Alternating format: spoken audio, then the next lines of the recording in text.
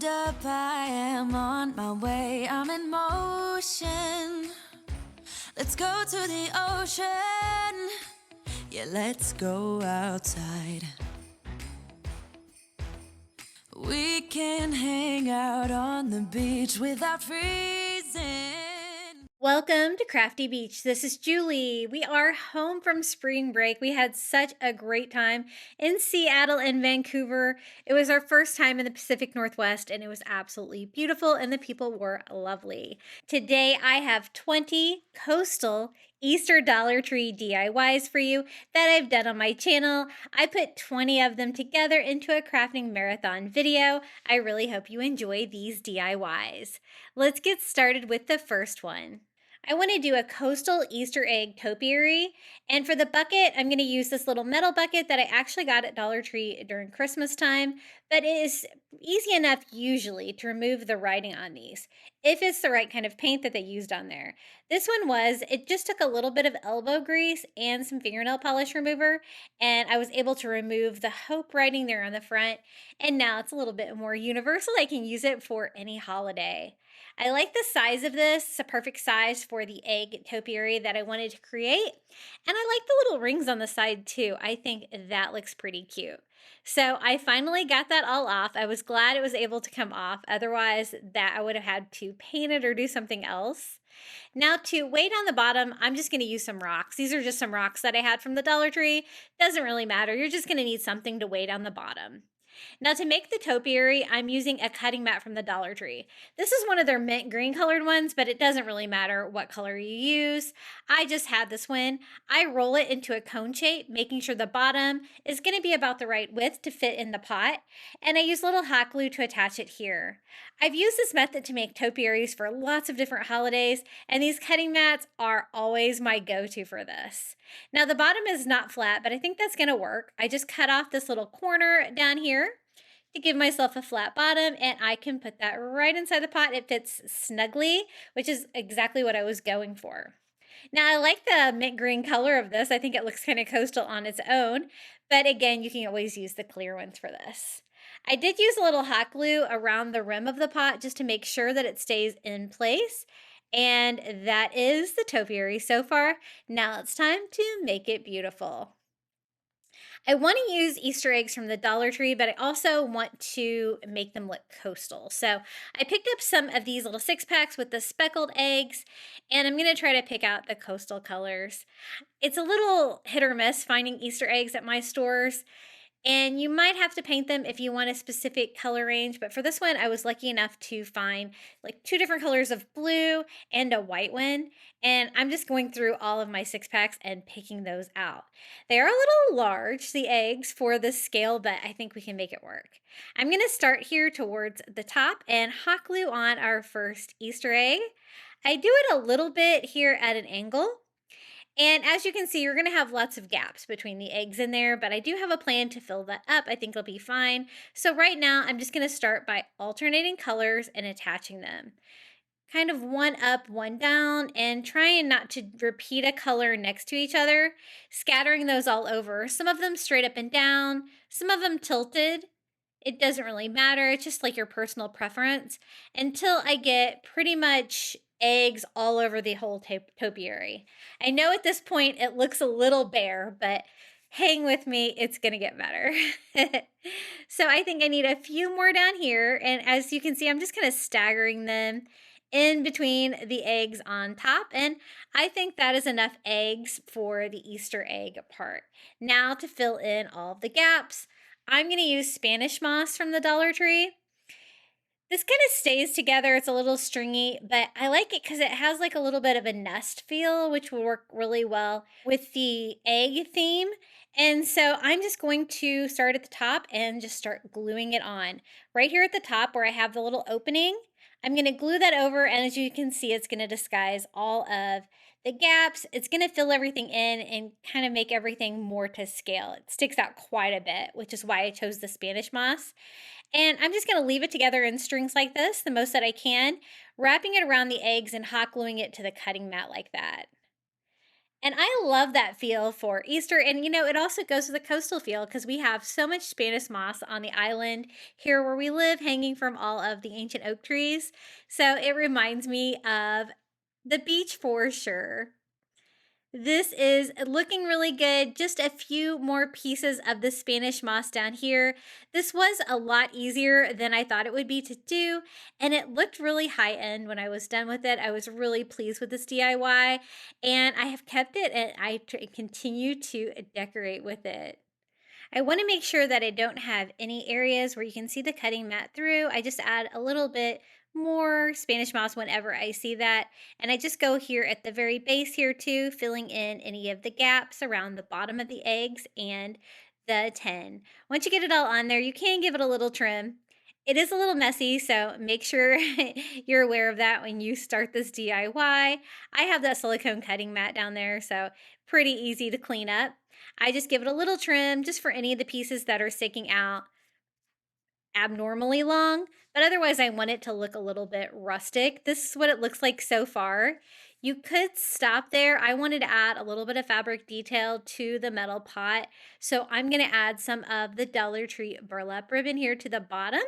So I just measure that out. This is the wired burlap ribbon, doesn't really matter, whatever you have. And I'm going to make sure that the seam is like towards the back here with the little handles on the side. And I just pull it tight, hot gluing it to itself. It's a little wider at the top, but it works out well for a little sleeve for our pot. And this is how it turned out, our little coastal Easter egg topiary. The colors are perfect for not having have painted the eggs. I love that. And combined with the Spanish moss, I think it looks so beachy and fun for Easter. And just a really beautiful DIY. It's rather big too, as far as DIYs go, but here it is. And if you're enjoying today's video, I would really appreciate if you hit that like button. And if you haven't subscribed, what are you waiting for? I'd really appreciate it. Okay, our next DIY, I wanted to make like a giant bunny rabbit decor for my wall. So I'm going to start with one of these bunny rabbit face wreath forms from the Dollar Tree and some of this 11-foot nautical rope cotton from the Dollar Tree. And I thought we could like weave around that pattern of the wreath form to make a really cute like rope woven little bunny head. So I'm going to start right here at the top of the bunny head. I just attached that to the back of the wreath form. And I'm going to weave that through. How I'm going to weave this is like a traditional woven where I go under that middle row and then go over the bottom. And then I'm going to come back through like this. Going to show you slowly on the first ones to make sure that you see how I weave this. And then I'm going to go over instead of under. And then pull it around and over the top. So you're just going to weave it back and forth like that with rope. And when it's really long like this, when you're just kind of starting out, it's a little squirrely to get it to work. But once you get going on it, it gets a lot easier. So like under the middle one and then over the middle one. And then you just keep reversing that pattern. And we're going to go all the way around the bunny head like that. It does take a little bit of time to weave these, but they turn out so beautiful. I love this one. So as you're doing it, you can see that different sections do have the little crossbars. You're going to want to keep it as tight as you can. So whenever you go through a row, kind of pull it back, keep it tight. Try to fit as many rows as you can before you get to the end of a section like that. It's just going to make it look nicer. And in the end product, you can kind of see, the metal through there, but that kind of just shows off the weaving pattern. So it just really kind of adds some fun detail to it. So as you can see, it's going to get way faster, and I'm going to speed this way up because it does take a little bit of time to complete this. But let me show you about how far one of the rope goes around this little bunny head wreath. Just about right there. Now we can hot glue those two ends down to the back and then start a new package. And when you start a new package, just make sure you keep going with that same pattern that you finished off on, and you'll never be able to really tell where you start and stop. Now, I wanted to do something different for the bunny ears than just the rope, so I thought it'd be really fun to use some of those wood bead garlands from the Dollar Tree. You could use any wood beads that you have. I used to get them on Amazon all the time until Dollar Tree started hooking me up, but I just cut one of the bunny ears off right there at the end so that we can put the wood bead on the little bunny ears. And I'm just going to leave them like that natural color. I think that looks really nicely with that kind of ivory rope from the Dollar Tree. And it looks really nice and coastal for Easter. So I'm just going to start putting those on the little bunny ear right here at the corner. It is kind of a tight bend, but you can kind of open that up to make that a little easier to get around, because you can always bend that back once you get all the little wood beads on there. We're just going to fill up the little ears with wood beads, both of them. So super easy, just taking them off that and popping them all on. Super fun way to bead your little bunny ears. And I've seen some people use wrap the rope, like unwind the rope and wrap it around like the ears, but I love the beaded look. It really makes it look high end. Now, when you get to the end, I'm going to hot glue that down. I've got it turned upside down where I can hot glue that back to the frame. And I think that's pretty secure. I'm going to do a little bit more hot glue to make sure. And then I'm going to take another strand of that wood bead garland, do the same thing over here. You kind of need to just kind of pop the one end off. It comes off kind of easily. You don't even really need to cut it. Just kind of pull it back and forth and just open that up. We're going to fill that little ear up with wood beads as well. Now, I told you I was going to do a giant bunny for my wall. So this is actually just kind of half of the bunny, because we're going to make a really large Easter decor piece for my wall. And this is what we're going to use for the rest of the body of the bunny. We're going to use one of the egg wreaths. It makes the perfect size. And so I want it to be the same feel as the bunny head. So we're going to use that same white nautical rope from the Dollar Tree, and we are going to weave the body. Now you'll notice the difference between the Easter bunny had 3 wires and this one has 4. So keep that in mind. You're going to do the same thing. You're going to go, like on this one, I'm going to go over, under, right? And then the next one, I'll go over, under. So you're still alternating the pattern, but there is some more weaving involved when you get to like a 4 line like this. But I wasn't sure if I would get the same effect since I'm always so used to doing it with 3. But it definitely did, and it looks really cool. So we are just going to keep alternating that pattern and wrapping this rope all the way around this little egg wreath form. And a pro tip, whenever you're weaving with this Dollar Tree rope, be sure to leave the tape on the end, because you're putting that through lots of wire there and it's going to get all frayed out if you go ahead and take that tape off. I guess that's kind of why it's there. So that's about how far one package of rope goes on the egg form. This would be really cute if you wanted to just do a rope egg as well. You could always decorate your little rope egg. And, this is the longer rope, but again, it is also thinner. So you're going to get, different results if you use the wider white rope.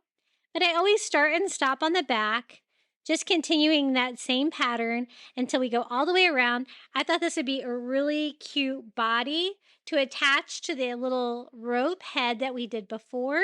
And then we can do it can be the back of the bunny. We can do like a little bunny bum. So we got it all filled up, hot gluing the last rope to the bottom. And now we need like a giant bunny tail. So I thought we would make our own. I'm going to use this jute cord from Walmart. This is a little thicker than the one that you're going to get at Dollar Tree, but you could always use that one as well.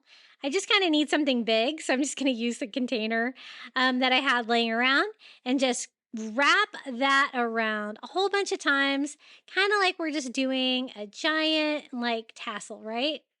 You can see I used quite a bit of twine, got a nice circular pattern like that.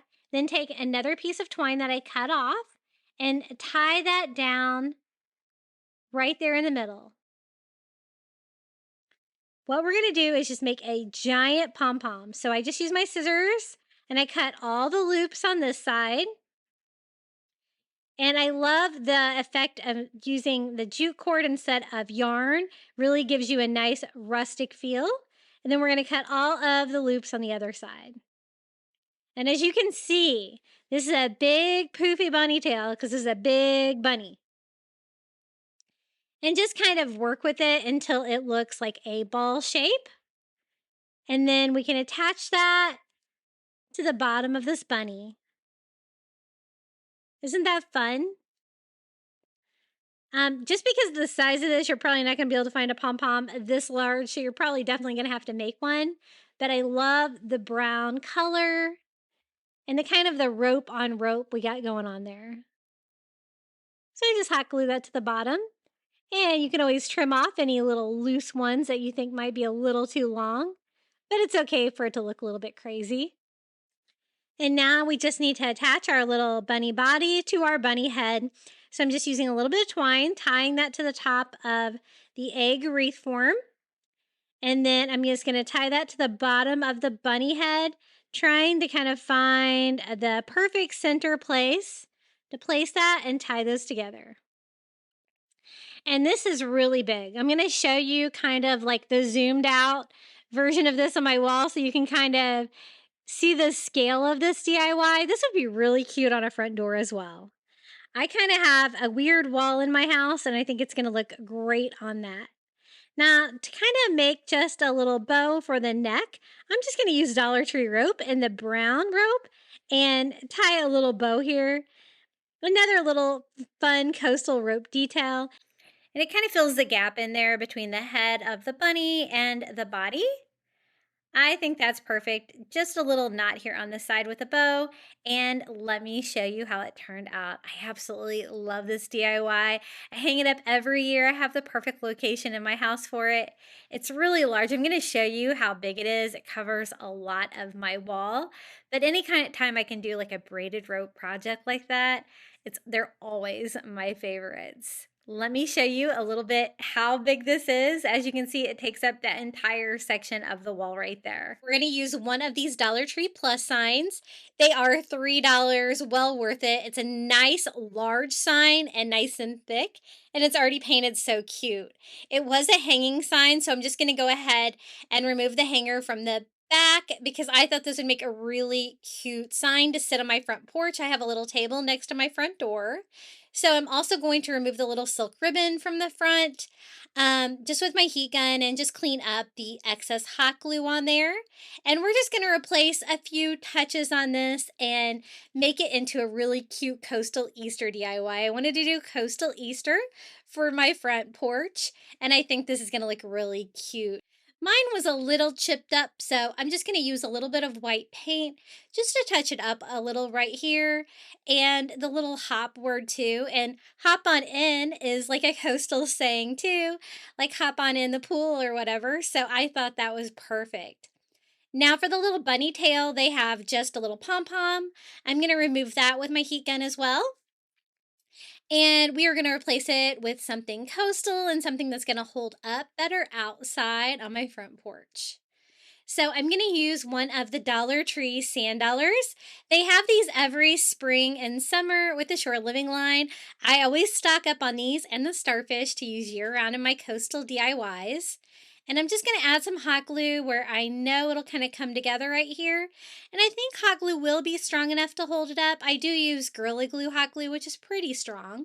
But I'm going to make sure I get it glued on there as much as I can. Now for one of the bunny ears, the one like facing us, I thought it'd be really cute to do like the inside of the bunny ear and make that shell encrusted too. Only one ear though, because the other ear would be like facing the other direction, right? So I'm going to use these little tiny seashells from the Dollar Tree that come in the glass bottle, and some of the tacky glue also from Dollar Tree. I love using tacky glue to do like a shell encrusted. It holds up really well outside and dries clear, holds shells really well. I've used it for outdoor decorations before and I've had really good luck. So I'm just gonna paint it in right where like the inside of the bunny ear would be, just to add another like shell or coastal touch to the front of this and a fun little detail. So once I get it the shape that I want, I just go ahead and scatter the little tiny shells. I'm sticking to like the tan and white ones, which are most of them honestly. And I'm just going to go through here and just lay them in the glue, making sure they are good and down, kind of buried in it. And you don't have to do anything else. All you have to do is let this dry. I like to lay mine flat at least overnight just to make sure that everything stays in place. But I did start mine a little bit with my heat gun to kind of speed up the process so I could keep working on this one. But I got it good enough where I could keep working with it without like messing it up or anything like that. So I think that is a fun little coastal touch to add to the sign. I've seen this sign a couple times at Dollar Tree and I've wanted it every time. I'm so glad I decided to pick one up. Now, instead of that little silk bow they had tied around the neck, I thought some of the Dollar Tree nautical white rope would be perfect for a little neck decoration for our bunny. So I'm going to go ahead and start a new package here. This is the thinner rope, I think the 11 foot. I'm just going to go ahead and measure out a piece long enough to go around and a little bit long enough to have some tails on there. And we're just going to simply tie that around the bunny neck. It's going to be nice and cute. No bow or anything like that. Just kind of a knot, I thought, would be a little bit more coastal. So I just double knot that and just like kind of let it like come down to the side like that. Super beachy and cute. Now I don't want to do too many details on this. I really kind of like the simplicity of the silhouette. But for the base, I thought one of the little bamboo cutting boards from the Dollar Tree would be perfect. It's going to hold up well to moisture and weather. And so we're actually going to use that to make it stand up. Now, I didn't think it would stand up too well if I just attached it to the sign, so I'm going to use one of those little Jenga blocks from Five Below as a little brace here on the back. Now, I do want this to hold up, so I'm going to use like a combination of wood glue for long-term hold and some hot glue to get us started. So wood glue down the sides and hot glue in the middle.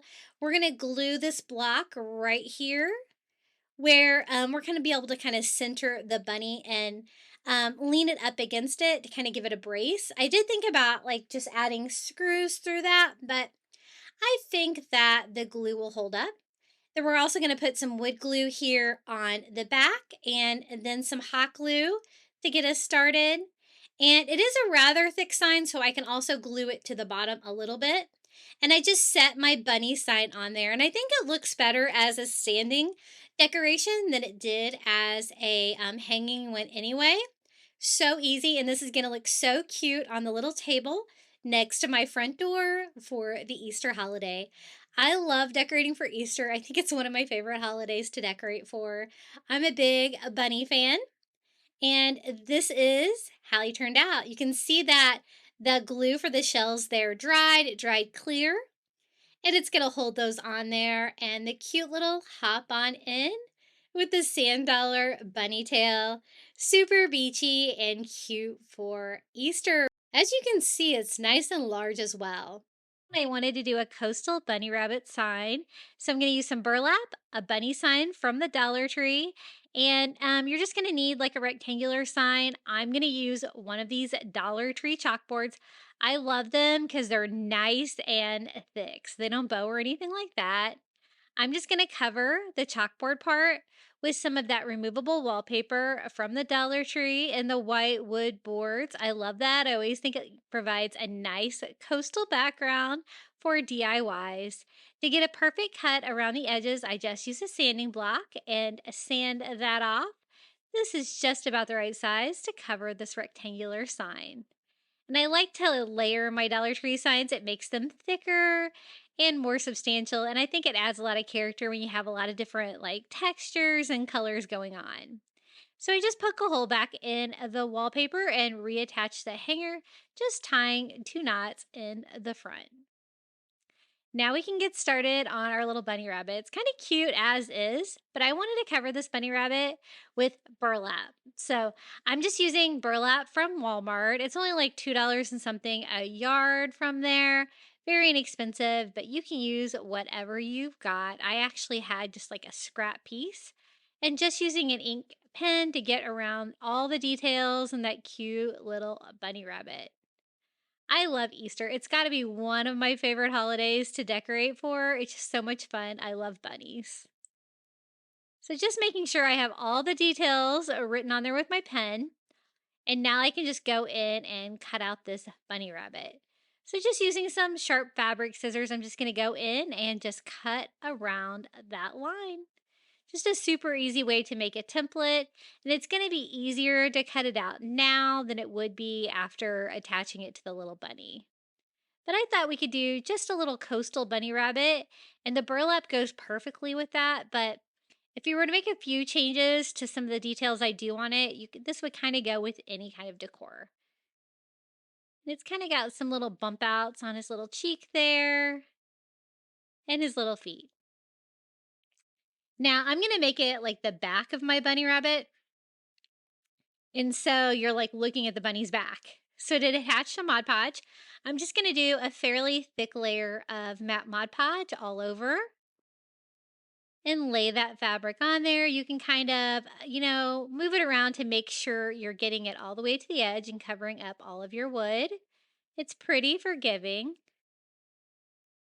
And then I like to go over the top of it with another layer of Mod Podge to make sure that it stays down and it's not going to go anywhere. Make sure you get an even coat of Mod Podge when you're going over the top of it because you don't want it to dry in patches of glue, but I'm saturating it pretty well with it. I'm just going to go in with my heat gun and give that a dry, and it's starting to dry in there.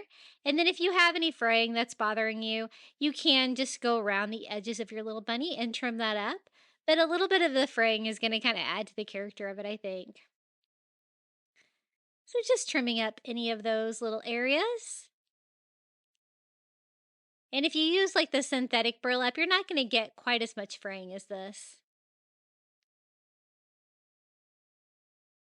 But just giving him a little haircut. So I thought he would look really cute on those white boards. And so we're just going to attach him to our sign kind of like that. Super cute, super easy. I'm just going to use some hot glue to attach it to the board. And just press down. It's going to overlap the sides just a little bit, but I think that's okay. I think that adds a little bit of character to it as well. Now for the bunny tail, I thought it'd be really fun to do a sand dollar. So this is like a real sand dollar that I have, I think, but you can also use the ones from the Dollar Tree they have in the Shore Living section. But I do have these available in my Amazon shop if you do need sand dollars. And just using one of those little mini Jenga blocks from the Dollar Tree, just as like a spacer. I'm using a combination of glue because I want to make sure it doesn't fall off. So it will kind of stick out a little bit and be a little bunny tail. I thought that was a really fun little coastal touch for a bunny rabbit. Now I want to decorate it a little bit with a little Easter bow. And I'm going to use, this is some of that, like the little Easter basket bags that they have for Easter at the Dollar Tree. And I'm just going to make my own little seagrass ribbon with that. And we'll just make a simple little expo. I'm also going to use some of that zigzag burlap ribbon from the Dollar Tree and some of that really cute turquoise Happy Easter ribbon as well. We're just going to zip tie those all together. Gotta love an expo, so easy. And just trim off the excess. And we have a cute little decoration for this. I'm going to kind of trim them all about the same size. And then I thought to cover the little zip tie, it'd be really cute to use one of these little carrot wood ornaments from the Dollar Tree. I'm just going to give it a quick stain with some Antique Wax by Waverly. to stain that wood. Super easy, just sponging that on with a makeup sponge and wiping off the excess with a baby wipe. Now, it was about that time that I discovered that I was out of hot glue, which is like a travesty, right? So I'm just using some Dollar Tree glue to glue that little bow on. And then I was like, I really have to have hot glue for this project. And I did pick up one of these from the Dollar Tree that I never use. It's a hot glue gun, and I think they recalled those because they're not like super safe. So beware if you have one. I made sure I watched it like a hawk when I was doing that, and I glue my bow down and glue my little carrot on there as well.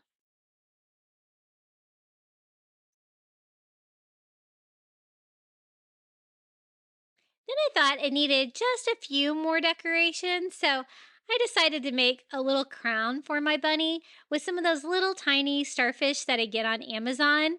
Those are also available in my shop, and I'm just going to do like a little crown just on the top of his head. Because I didn't really want to add another bow to his ear or anything like that, but just another little coastal touch. And then I thought about doing like bunny toes, but since that's the back of the bunny, um, his toe pads wouldn't go that way, if you know what I mean. So I decided not, but seashells were my idea for that. Now, to add a little grass, a little greenery for spring, I'm just going to use some reindeer moss and just hot glue a little row of reindeer moss across the bottom. And this DIY was really easy to put together, but it turned out so cute. I just love the little details, like the little sand dollar tail. You can't beat that. And I think that is perfect. This is how our little burlap coastal bunny rabbit turned out for a little Easter sign for spring. So cute. I love him. Now for the next DIY, I told you we are going to do another Easter wreath. And so we're going to use one of the little just round metal wreath forms. This is the gold one. They come like in a 3-pack. And then some of the egg garland from the Dollar Tree. Plus, this was $3. I thought these eggs were so pretty. They're like these beautiful beachy blue and white colors. They're distressed with a little bit of gold. And I thought they'd be perfect to make a little coastal Easter egg wreath. So there's always a weak point at those little wreath forms that are really easy to bend and break. And I knew these already had holes in them because they would be strung on garland. So it'd be easy just to pull them off and put them directly on the wreath. And I wasn't sure if I was going to have enough to be able to go all the way around this. I was a little short, but I did make it work because this is a pretty large wreath form. These little eggs are foam, and so they're nice and lightweight. It's super easy. All you have to do is just pull them off the string and then just push them on the wire, making sure you stay in like the hole that's already kind of drilled in the middle of them. I'm just keeping the same pattern that they had on the garland, alternating the blues with like the little white eggs in between them. I think these are so pretty. They had so many beautiful egg garlands like this at my Dollar Tree in like the Dollar Tree Plus aisle. I'm not a big fan of the little plastic ones that are like this for $1.25. I think these are well worth $3. And so I'm just stringing those along. I did find that if you kind of cut the string, they came off a little bit cleaner because they are kind of glued on. But with just a little pull, they do come right off. And isn't this like quick and easy? No drilling of the eggs or anything like that. Just sliding them on a Dollar Tree wreath form. And as you can see, I'm going to be a little bit short. And I don't really have anything that's strong enough to cut that wire. So I'm going to show you what I did to make it work. I'm going to go ahead and feed the wire into the egg on both sides. And that's going to keep the wreath form together. It's also going to make the wreath form a little bit smaller. So I did that on both sides, kind of like cinching it up as tight as I could get it. I did try to push those into the eggs as far as I could, even trying to kind of push them a little bit farther with like a pair of pliers. But I think that tension is going to be enough to keep this together. It seemed to be pretty strong. And we'll just make that like the top of the wreath form. And we can kind of disguise that part of it because I wanted to do a bow on the top of the egg wreath anyway. So I just went ahead and got that as tight as I could get it. And so I'm like about one egg short there. I'm going to go ahead and fill that area in with hot glue. That's going to glue those two wires together. I was going to wire it, but it seems pretty sturdy. I think it's going to stay put. Now for the bow, I'm going to use some of the wired burlap ribbon from the Dollar Tree because I wanted like a big fluffy bow for the top of the wreath that I could shape. So I really wanted the wire edging, but I wanted the burlap because I think that looks fun and beachy. So I'm going to make a really simple bow. It's really easy to use like this bow fabric that is the same on both sides because there's no twisting involved. So I just did a tail and 2 loops. Then I'm going to repeat that again. So now I have a total of 4 loops. And since it's a big wreath, I'm going to go ahead and do that again for a total of 6 loops so we can have a big full bow on the top of this wreath. So I'm just going to cut down my second tail. And then just using a little zip tie from the Dollar Tree, we're just going to cinch that up into a simple little bow that anybody could make. Once you get it pulled tight, you can just snip off the rest of your zip tie. You're going to want to pull your tails down to the same size and just start shaping your bow. The wire on these is not super strong, but it's enough to kind of shape it. So I just kind of shape it the way that I think is going to look good. It's going to cover that space that I don't have an egg for. And it's going to, the egg kind of probably would have gotten in the way anyway. So I'm just going to go ahead and add it there. I did think about flipping it around and doing it at the bottom like that, but I decided I liked it at the top better. I also thought about adding a Dollar Tree sand dollar, but I decided it was too big. It kind of flattened the bow down and didn't make it as full. So we'll use something a little bit smaller, but still beachy. I'm just going to take some twine here and we're going to make a simple hanger while I can kind of get to that area just by tying a little knot and a little loop there at the top. And then we can go ahead and attach the bow to that area as well. I'm just going to use another zip tie. I thought that'd probably be the easiest thing to zip tie that to the wire wreath form. And I am going to add some decor piece to the middle of the bow. That's going to cover up the zip ties. So I just got that as tight as I could, trimmed off the excess. And then once you get your bow on there, it's just a matter of kind of shaping it. Kind of have them go different directions if you can, but kind of symmetrical. And then I wasn't sure if I should dovetail the burlap, but I thought it looked a little weird. So I went ahead and dovetailed it, but only a tiny bit, just to kind of give it a finished edge there. And then I was trying to find something small enough to kind of cover the center part of the bow, but not too large. So I thought a seashell would be perfect. So this is just like one of the little Dollar Tree scallop seashells. And we're just going to glue that to the bow itself. And just a little fun beachy touch to go with those beachy blue Easter eggs. This was such an easy Easter wreath to make. And again, I am making this Easter wreath for my garage door. I think it'll be really cute. And the foam eggs are nice and lightweight, so it won't like be banging against the door or get in the way or anything like that. I think it's going to be just perfect. Now, aren't those eggs so pretty? I was so happy to find those. This is the first Easter that we've had Dollar Tree Plus in our Dollar Trees. And some of their items are really, really, really cute. And this is how it turned out. I thought it was really simple to do, no drilling or anything like that. The foam eggs were perfect. For the next one, we're going to use one of these chunky eggs. I love these. These are new this year. They have eggs, bunnies, carrots, and chicks. And then another one of the wood slice signs, this time the circle, and a little Easter word that I picked up at the Crafter Square at Dollar Tree as well. Now I'm going to paint this egg and I don't want to make a huge mess. So I'm going to use a little painter's tape to go around the edges to protect those. And I want to make a really cute little egg display, but I want it to be a beachy. I thought we could use different shades of blue. These are the ones I chose to do a beach scene, a very abstract beach scene on the Easter egg. I thought that would look so fun. Now it's so easy to do a beach scene. Really, all you need is different shades of blue, and you really don't even need this many different shades. I probably didn't need this many because you can blend the different blues together. And when you're looking out at the ocean, you're going to have like different shades of blue, switching to a different shade of blue for the sky, but it kind of all blends in. And if you're going for an abstract painting, you really can't mess this up. So let me show you how easy it is. I'm going to start with the light blue, like cloudless here at the top of the Easter egg, and just kind of working in horizontal direction, brush that. I'm going to go with the Caribbean color, that more turquoise teal, and do that for kind of like a skyline.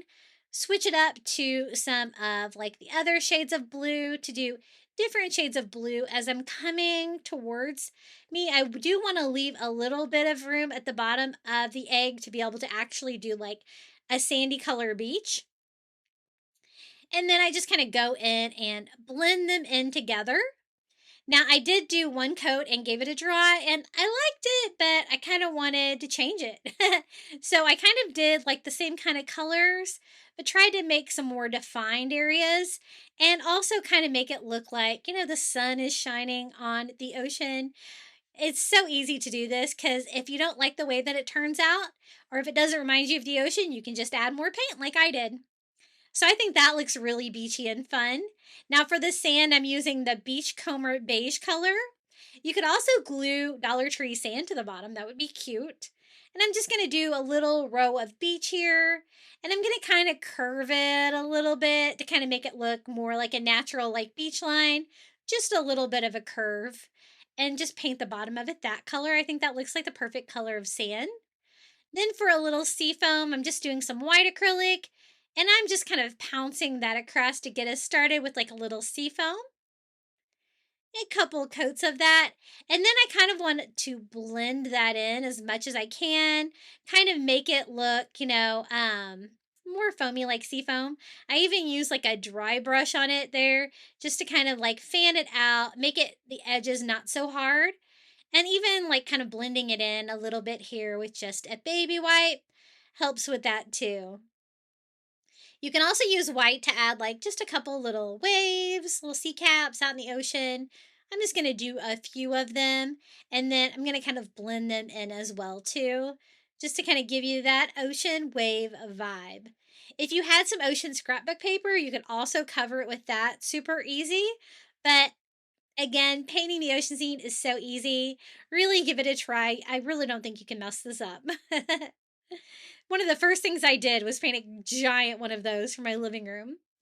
Now for the base of the egg, it stands on its own, but I thought we could make it even more special by using one of these wood slice signs from the Dollar Tree.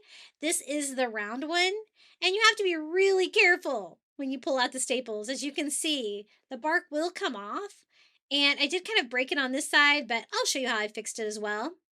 Went ahead and pulled it off and got the staple out of it. And then just a matter of gluing it back in there.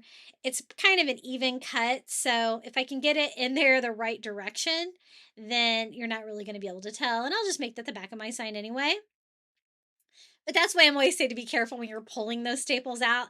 They really like to take the bark off. And you can use like the Cricut weeder too to kind of get some of those leftover staples out of that. So we have a fun little round base for the Easter egg.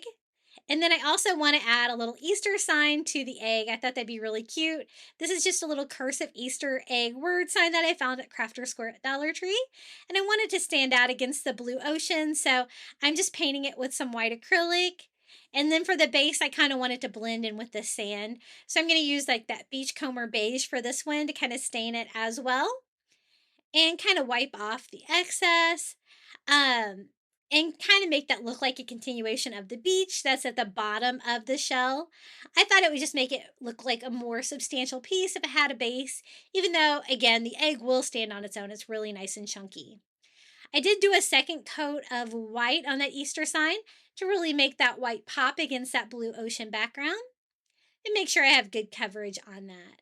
And I love those little signs. They're so cute. Now I'm going to go ahead and remove my painter's tape. It did a pretty good job of protecting the sides of my egg, and I'm glad that I did it because there was lots of painting there. And then I'm just going to attach a little bit of hot glue here to the back to attach the Easter egg word to the front of the egg right here over the water. Super cute little touch. And then I thought we could decorate the beach as well. I buy these little tiny starfish on Amazon. I have these posted in my Amazon shop that I have linked below under like beach decorating things, ideas. I have a beach category in my shop and I love them. As you can see, I buy like the ivory ones. I also buy the teal ones. They're so cute and they're so fun for crafting. And then I'm just going to attach my egg to the base like that. As you can see, it's a nice, thick, chunky sign. I think it's going to hold up well with just hot glue. So I did 2 rows of hot glue and just set my chunky Easter egg onto the wood slice base. And so easy. Now, since I kind of continued the look of the beach there at the bottom, I thought we would kind of decorate that too. Since this is an indoor decoration, I'm not going to do sand or anything, but I thought seashells would be cute. So I'm just going to pick out some of these little seashells from the Dollar Tree, the little miniature ones, and just kind of decorate the base there in front of the Easter egg just for another little coastal touch. And I love how this turned out. It's so beachy and cute. And if you didn't want to do coastal, you could paint this with just about anything. Or I used the bunny on a previous DIY and the carrot and just covered them with paper that I printed out with designs on them, kind of like a scrapbook paper. But this is how it turned out with a little painted beach scene. The Easter word, we have our starfish and our little sandy beach complete with seashells. And the wood round slice really worked well for a base. Isn't that so beachy and fun? Okay, for the next DIY, I picked up a little metal bucket from the Dollar Tree. This is a nice beachy blue color, a Dollar Tree Easter bunny headband, and I thought we could do a fun bunny ear like floral arrangement. So I kind of wanted a silver bucket from Dollar Tree and I couldn't find it. So we're going to make do with the blue, but I don't want a blue bunny. So I'm actually going to use some white acrylic and just do a very distressed circle for a bunny face on the front of the bucket. That way we have the beachy blue for the bucket, but we also have the white bunny face because the plant itself is going to have some bunny ears. I thought that'd be really fun. So as you can see, I'm just kind of making it look very distressed, a general like kind of oval shape, but all kind of flared out at the edges. And I want it to look really distressed and coastal. Trying to make sure it's a little bit more symmetrical. And then since I'm distressing it, I thought I might as well distress the whole thing. It's going to kind of make it go with the vibe a little bit more. So again, just using a white acrylic and that same chunky brush from the Dollar Tree, I'm just going to kind of drag it, distress kind of any of the blue areas that are left behind, just to kind of give it that same coastal farmhouse vibe that I love so much. Now for the face, it's super easy to do a bunny face. I'm just going to use a black paint pen. I love the Posca brand. That's my favorite. And I'm going to do 2 little ovals side by side for little bunny eyes. I will add some more details to those. And a little bunny mouth couldn't be any easier, just like 2 like little C shapes almost. And then a bunny nose. I'm going to switch to my pink Posca paint pen and just do like a little upside down triangle. Very easy. And then again, some black bunny whiskers. We're just going to do 3 simple little whiskers to cue a cute little bunny face. Now for like the eyelashes and stuff, I needed something a little bit more finer. So I'm actually just using a black Sharpie to do like 3 little eyelashes on each eye to make her cute. And you can use those for the whiskers as well. And then I'm going to use my white paint pen just to do a little shine here in each eye to give the eye a little bit of character. So easy. You can use this as a guide or you can, use like a bunny face that you see online. And then to make it look distressed, I just distress the face a little bit with some more of the white paint just to kind of break it up and make it look a little bit more weathered. Now, these little foam circles from the Dollar Tree fit perfect in the little 10 buckets. So I'm just going to place that inside. And then for the greenery, I wanted it to look like a little boxwood plant, but I also wanted it to be beachy. So I found this eucalyptus at Dollar Tree. And the reason I liked it is because I thought it was kind of a tannish color. kind of like sand, very beach coated, this color. And we're just going to start by cutting off the individual little eucalyptus ones, branches, and putting them in there. I don't want you to see the green foam, so I had a little Dollar Tree sand left over from another project, and I just put that on top to kind of mask that. But I actually got it pretty full. I don't know if you would have been able to see it. And again, I'm just using my floral scissors from Dollar Tree to cut those off, kind of pushing the eucalyptus up the branches to make them a little bit shorter. And I'm just going to keep adding until I get it full. Again, I just want the look of like a little boxwood plant that we can have cute little bunny ears coming out of, and some like fun Easter florals as well. So it's looking pretty full. I did have like a partial. I'm going to add just a few more of those until I'm happy with it. I might as well use all of these to finish this one off. Super cute. Now it's time to add the bunny ears. Again, we're using a Dollar Tree headband. Some of these had carrots on them that looked like they were kind of hard to take off. The blue ones did. So I picked up the pink ones because they didn't have the carrots on them. I wasn't a fan of that. I don't know why they added that to the bunny ears. They don't need a carrot. And I'm going to go ahead and cut them off. Just by cutting the fabric, there is like a wire piece that makes the bunny ears stand up. I left that in the bunny ear. And then I'm just going to use some skewers from the Dollar Tree to make little floral picks that we can put down into the plant. That's going to hold the bunny ears up so we can just kind of spike them down in it. Now I'm going to use those in combination with the little metal piece that's inside the bunny ear.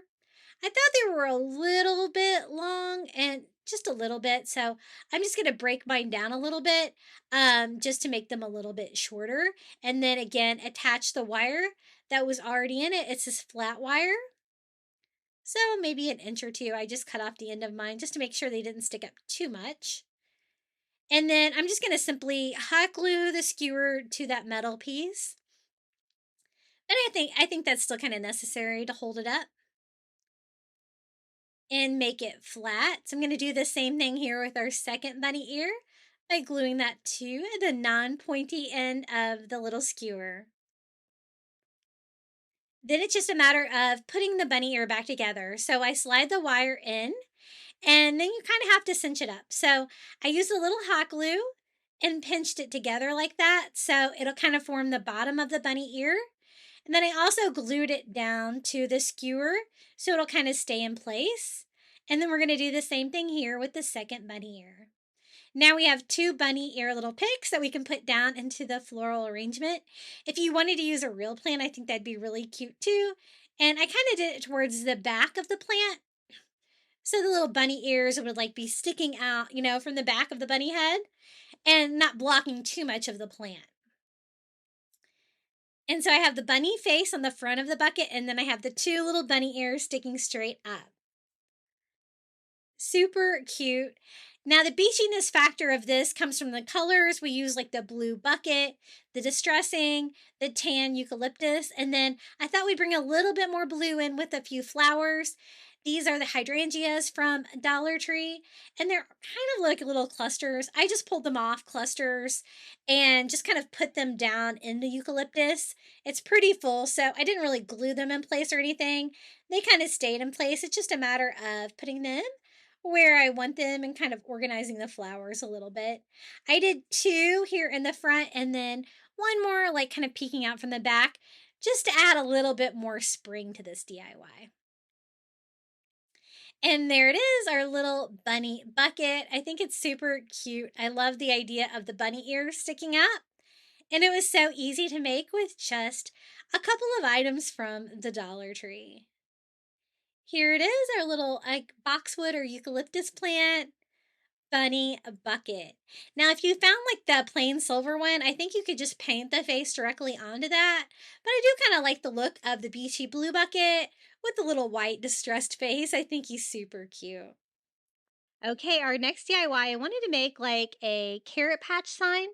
So I'm just going to use like a long sign from the Dollar Tree. Can be anything. I just had one left over for Valentine's Day, and I just cut it down to about the size that I wanted because it was a little bit longer than I needed. You could also use the craft wood from the Dollar Tree for this as well. This might be a little thicker. Then I thought we could use these little bottle brush carrots from the Dollar Tree. They're like little upside down like bottle brush trees, but they're carrots. But if you can't find these at the Dollar Tree, you could probably paint bottle brush trees orange for sure. But I thought it'd be really cute to make a little carrot patch sign, but also to be displaying the carrots on this little board. But I want like the carrots to be like they're sticking out of the ground. So I'm just going to go on here and measure out some holes that we can drill in here so that we can kind of put the tips of the bottle brush trees down inside. And we're going to do a total of 5. So I just evenly space those out. And then I'm just going in with my drill and I'm just going to drill a little hole in the bottom, or I guess this is the back of that little sign. And just evenly space those out. That's just going to give me a little bit of space to glue that down in there. Make sure they stand up well and they don't fall over. And that, like, I guess it's like MDF board from the Dollar Tree. It does kind of make a little bit of a mess. So we have our 5 holes. Now I just want to paint it to make it look a little bit better. So I'm just using some ivory acrylic and kind of going all over. Now be careful if you've already drilled your holes like that, you might want to paint it first. Because then I had to go in and kind of clean some of the paint out of the holes. And then this is the little carrot patch sign from the Dollar Tree that I thought we could use for this. It's going to be like a sign and like a little carrot display.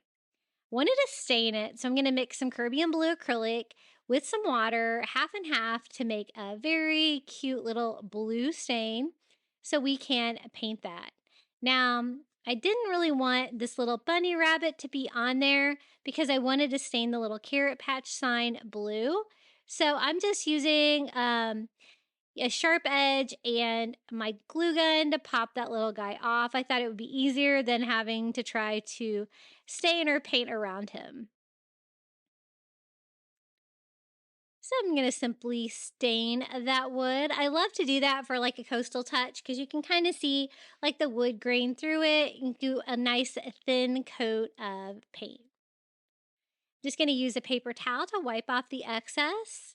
We have a little blue carrot patch sign. I'm going to go ahead and do the back as well, just because this is going to be a standing sign. So I'm going to want to make it look nice from the front and the back in case you can see it. Now to decorate it a little bit, I'm just going to use paint pens. I have like a little orange Sharpie paint pen. We're just going to paint the little carrots orange. And then a green Sharpie paint pen to do the leaves. Super easy when you're using paint pens on these Dollar Tree signs that already have the outlines on there because it's just like coloring in a coloring book. And the great thing about the stain, instead of painting over it, is that the lines are still like super dark and so you can see exactly where you need to paint. Then for like the carrot patch sign, I thought I would use white.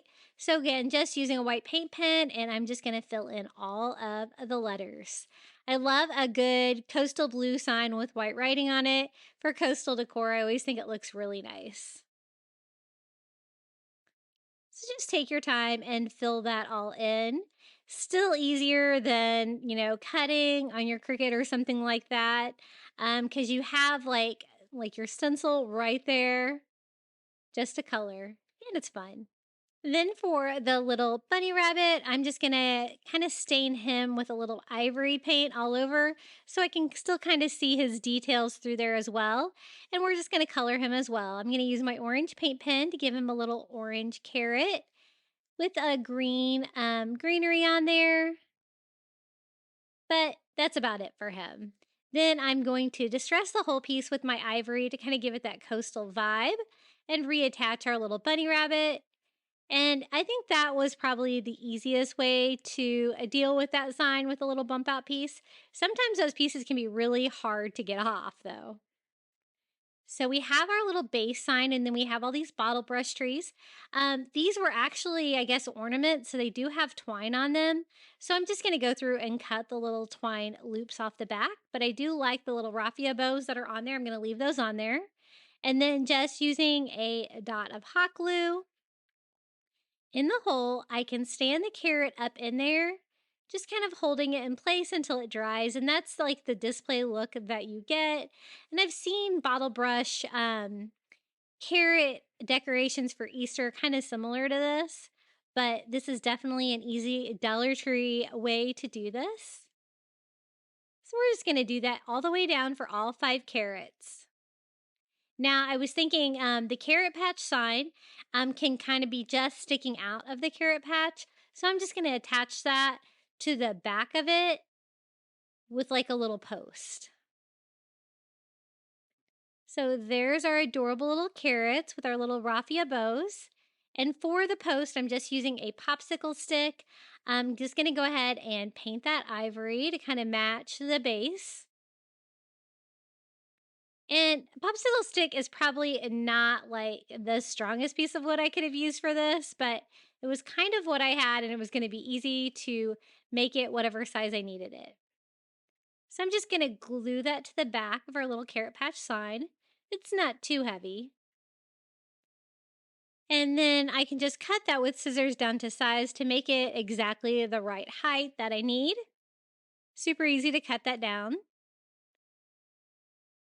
I just want to kind of attach it to the back. So I trim it down until it's short enough to fit on my shelf, and then just using a little bit of hot glue to start attaching it here. I didn't think that the hot glue would be quite sturdy enough for that, so I'm also going to follow that up with a staple from my staple gun. Or 2, or 3.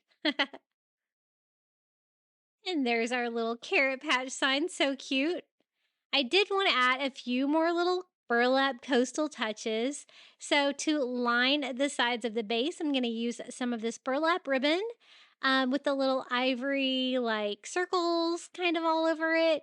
And we're just going to glue that all the way around the edges of our little carrot patch, just to add another little fun detail. And I'm going to go all the way around the back as well, just to make it look like a finished piece. And then I thought the carrot patch needed some detail too, so I'm actually going to use some twine. This is that thicker twine that you get at Walmart, but you can kind of use whatever you want. You could also use rope if you wanted, but I just wanted a little bit more of a coastal vibe, and so that's the only reason I'm outlining the sign. And just doing a thin bead of hot glue all around the edges and gluing that twine down. And I think that looks really cute. I love all the different textures and colors on this. It looks really cute for my coastal decor for Easter.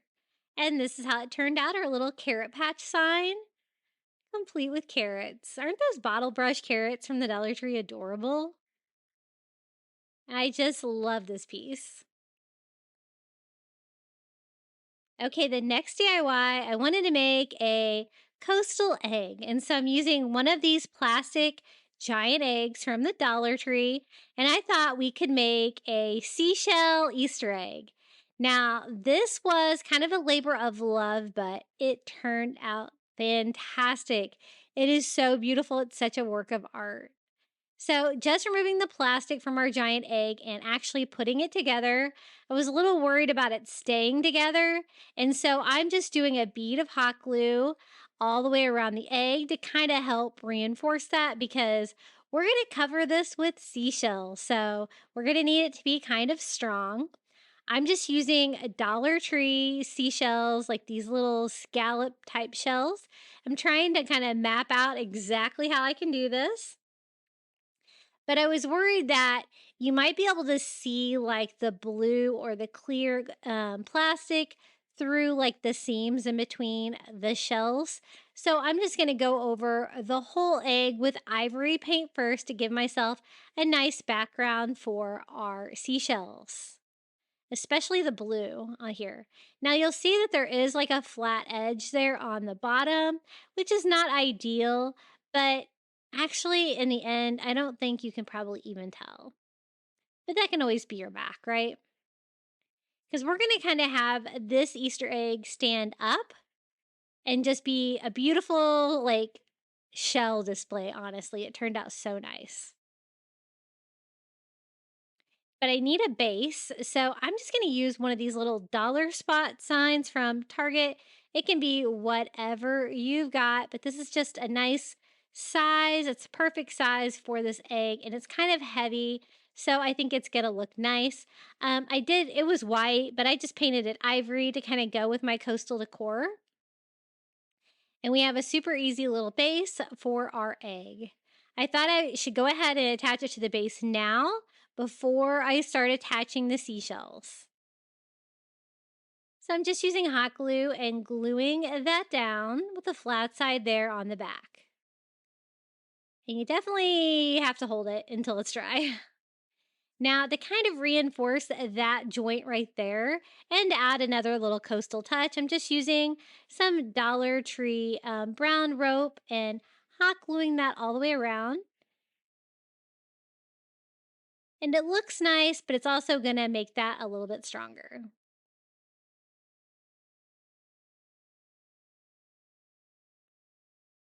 Now I think we have a pretty good starting place for this little shell egg. Just using my little cake decorating tool from Dollar Tree there to avoid burning myself. And now I think we have the perfect base. So we can start building with seashells.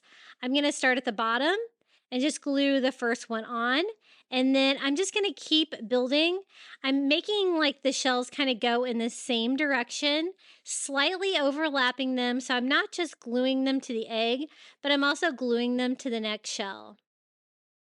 And I'm just going to keep going around on that bottom base, doing them this direction, just kind of upright. And then I'm going to kind of start in the center and the back to kind of make sure that I get these spaced out properly.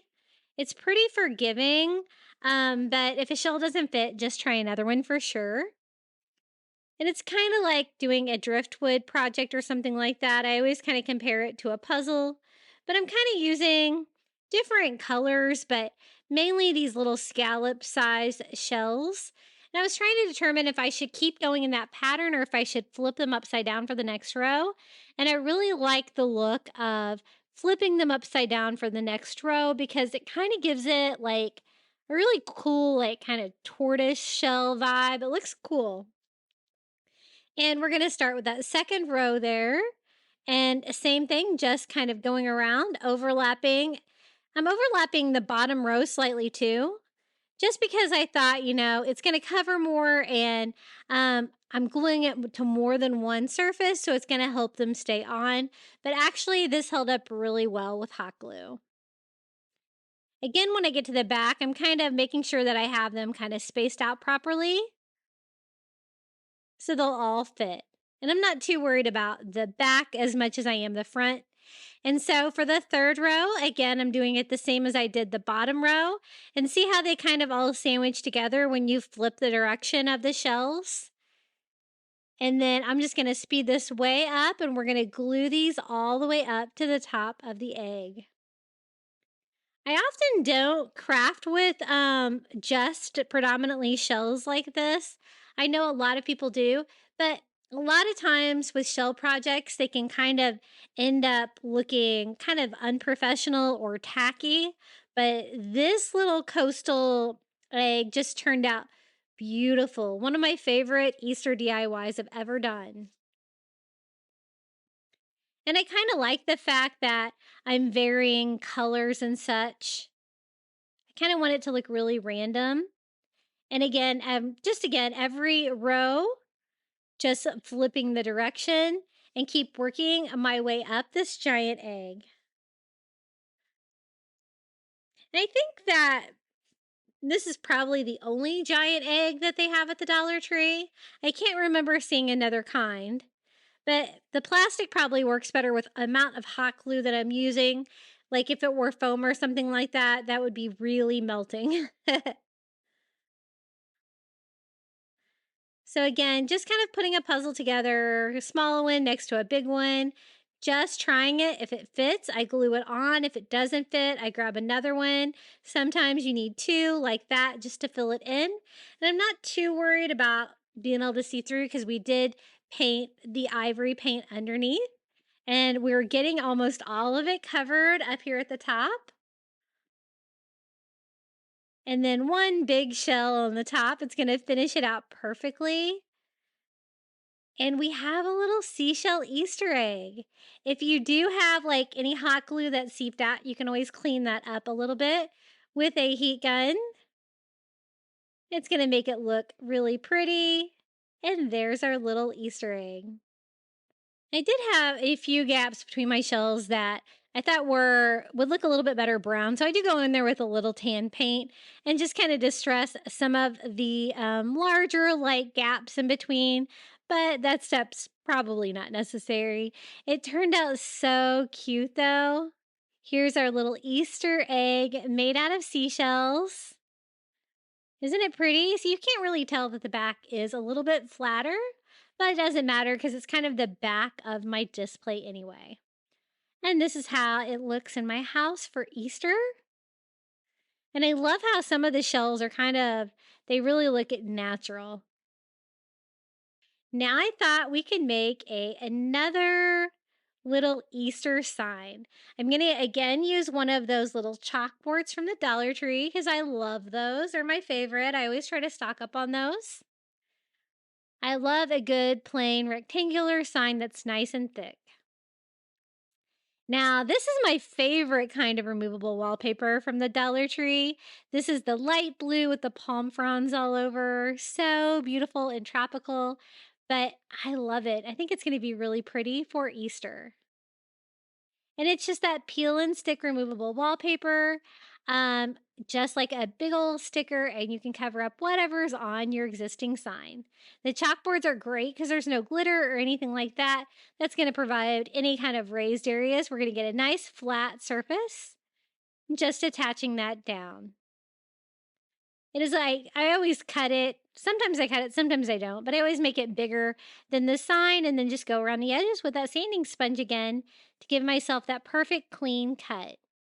Now for this DIY, I wanted to make a coastal Easter egg.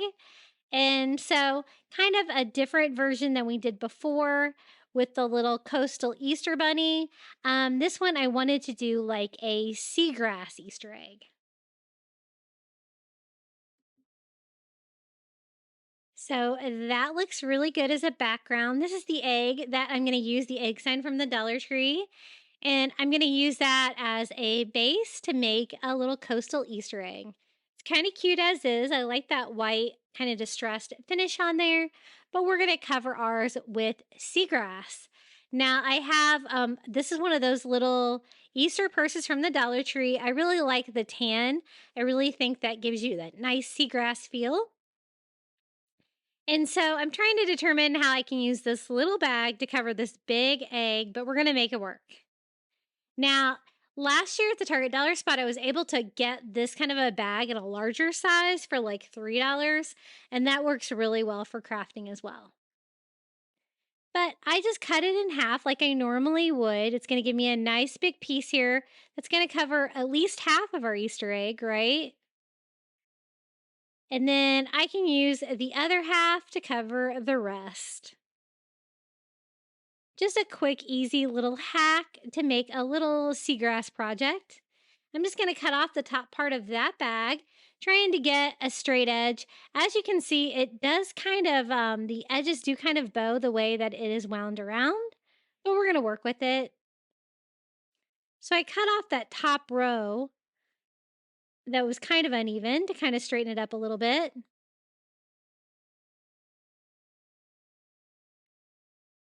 And then we're going to start gluing this down. I'm just going to use a nice thick layer of Mod Podge because it is kind of still like a fabric. And I really didn't want like hot glue to seep in between the holes in the seagrass. So just smoothing that down. It's okay that it's a little bit larger. I can always trim it when it is dry. And then I'm trying to get this edge as straight as possible too. As you can see, there's just a little bit of bowing just from the design of the bag, but we're going to try to make it work. I did have another purse handy, and so I thought maybe if I use the back of this one, I can get a little bit of straighter line. I can't say that this bag was any better than the one that I just kind of set aside, but I'm trying to get a straight edge. And I kind of cut the sides off on that one as well, so I could kind of move it around a little bit. But again, it's not going to line up perfectly, but that's okay. We can always decorate that part of our Easter egg and kind of cover that up and kind of disguise it, kind of make it look like it's one big piece of seagrass. So I got it as close as I can get it, just trimming that down so it will fit on there perfectly. And then we can Mod Podge that piece down as well. So I get it on there. You're going to have to let it dry a little bit before you can start trimming it. And I also thought it might be better if I did a coat of Mod Podge over the top, since this is kind of a heavy fabric that we're attaching. And I think that did help secure it and make it like, a little bit more permanent. But that's how you can use the little bags like that to kind of piece it together on a bigger project like that. You just kind of have to work with it.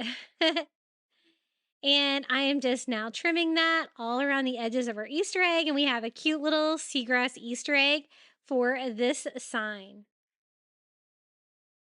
Loving the texture, and I think that's going to look really good against this great wallpaper. I'm just going to go ahead and poke the holes back in this sign through the wallpaper. I like to use a little weeder from the Dollar Tree. It works great for that.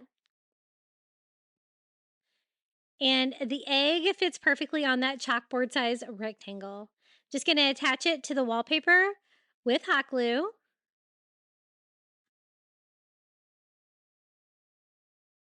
And kind of center that right on there. And then we can decorate this little Easter egg for Easter.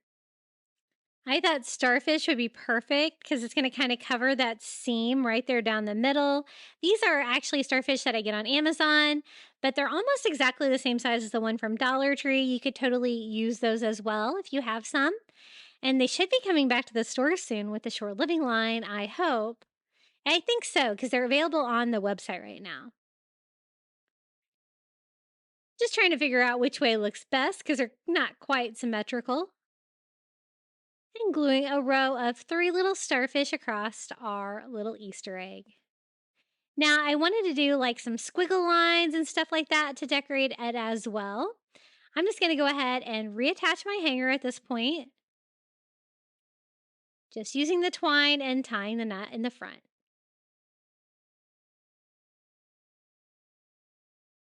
And then for the little squiggle lines, I'm just using Dollar Tree rope. This is kind of like the skinnier rope, and just doing a little squiggle, kind of one section at a time, hot gluing that to our Easter egg. And in my last Easter DIY video, I did something kind of similar with the white rope on the like brown or burlap egg, and looked super cute. So this is kind of the opposite, the brown rope on the seagrass. But I think that looks really cute for an Easter egg decoration. We're going to keep with that same pattern right here on the bottom of the egg, doing little squiggly rope lines on here as well. It's so cute and fun. I love using this tropical wallpaper. I've used it for Christmas. I've used it for Easter. I've used it for so many holidays. Then I wanted to finish it off with a cute little Easter bow. I'm going to use some of this Dollar Tree burlap in the brown, and it's a little too thick for what I wanted to do, so I just cut it in half and made a thinner ribbon. And then some of this little flowery turquoise Easter ribbon from the Dollar Tree. And we're going to make a simple little expo here for our little Easter egg sign. Also using some of the zigzag burlap. I love like all three of the designs of those little burlap ribbons from the Dollar Tree. They're so cute. And we're just going to secure that with a zip tie.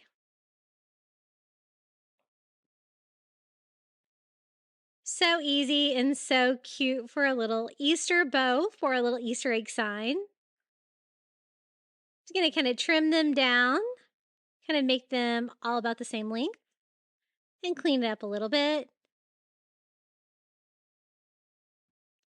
Then we're going to attach this cute little expo. I thought it'd be really cute up here in the corner, right above our little coastal Easter egg. Just kind of gluing and arranging that little expo on there. And then I thought one of these little wood bunny rabbits from the Dollar Tree would be really cute to kind of finish that bow off and to cover up the little zip tie that's on there. Just trying to make sure this bow is going the right direction. And then we can just hot glue that on there. I wasn't sure if I wanted to paint or stain that little bunny. I did go ahead and glue it on there natural like that. But then I thought it probably would look really cute stained. So I'm just going to use a makeup sponge and some antique wax by Waverly and do a really quick little stain job on our little Easter bunny. And a cute little detail for our little Easter egg. And there it is, our little seagrass Easter egg. I love it. I love the little starfish on there and that tropical vibe background with that wallpaper. So cute. This next one, I wanted to do a coastal little chick sign for Dollar Tree. So we're going to use some blue pebbles and a little wood chick from the Dollar Tree. And you know I love these little chalkboard signs. So in one of the little chalkboard signs, I wanted it to be rectangular. And we're going to kind of give it that same background that we did on the little burlap Easter bunny. I'm going to kind of hang these together so they're kind of a set. But the little burlap bunny is going to look totally different than this little chick. But I like their backgrounds to kind of match as well. So I just peel and stick that removable wallpaper on there and use a sanding sponge to cut off the excess. Just a quick, easy way to DIY because you're not going to have to worry about painting it and covering like the image that was already on there. I just absolutely love this stuff. Now I wanted to do like just a completely different effect on this one. I wanted it to be a little blue chick for Easter, but you know, I think they have the pebbles in different colors, so you could always kind of do different colors, I think, as well.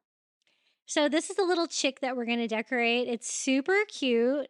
And I thought we could cover it with those little light blue pebbles from the Dollar Tree. I thought it would be a really cool technique for this. But I'm going to need a thick glue. So I like to pick up this tacky glue from the Dollar Tree because it's nice, thick, and gooey. Works great for applications like this. And I'm going to go all over my little baby chick and do a thick layer of that tacky glue. And then we can simply glue the little blue pebbles all over. Aren't they pretty? I think it's like the perfect like coastal blue color. Now you're going to kind of make a little bit of a mess when you do this, so I would advise putting something down first. And I'm just kind of sprinkling that all over, kind of pushing that down into the tacky glue. And this is going to be hanging on the wall, so I want to make sure that they're all really nice and secure on there. And now I got smart and put down a cutting board. And I'm going to go all the way around the edges with the blue rocks as well. As you can tell, there's a lot of those pebbles in just one package. Kind of picking them up, putting them on the edges, trying to fill in the edges of our chick as much as we can. I don't really want to glue the pebbles to the side, the edges of it, because I do want a crisp line to kind of make it still look like a little baby chick. Now to further secure it, I'm going to use some of the spray glue from the Dollar Tree as well. And I'm just going to spray all over to kind of give like a glue from the bottom and a glue from the top. It's going to help secure them together into each other. Now, you're going to have to let this dry for a while to make sure it's good and stuck. But I did notice that I did have a few edges that did have a few gaps. So I'm just going to go around with some glue and kind of try to fill in any gaps I have around the edges. And then you can use your heat gun for this. Probably the best way is just to let it sit. I did go over it with more spray adhesive, and I did use my heat gun, and then I kind of went around all the edges just to pull off any stray little pebbles that were kind of stuck to the side to kind of clean up that shape again. Easy peasy. You're going to want to do that step now before you attach it to the sign. So I thought I would go ahead and reattach my hanger for my little chalkboard. So just poking a hole in front, and we're going to tie this back on easy peasy. The only difficult part is probably trying to thread it through. And I like to tie my knots on the front. I find that the sign always hangs better that way for me. And here's our little pebble blue chick for Easter. Isn't that cute? I think the color is perfect for Easter, and I love all the texture of the pebbles.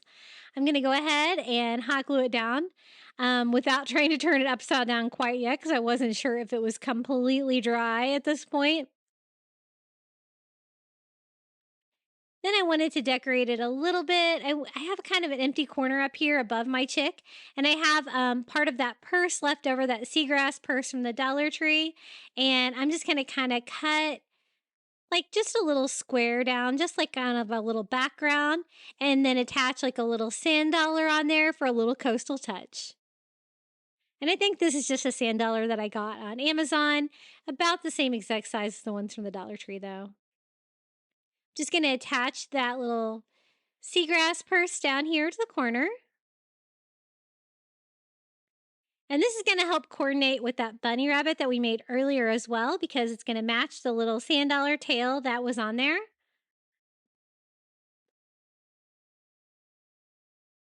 Super cute and a fun little decoration for our little Easter chick. Now, along the edges, I thought it would be cute to kind of frame it out, just to kind of make the shape of the little Easter egg chick pop a little bit more.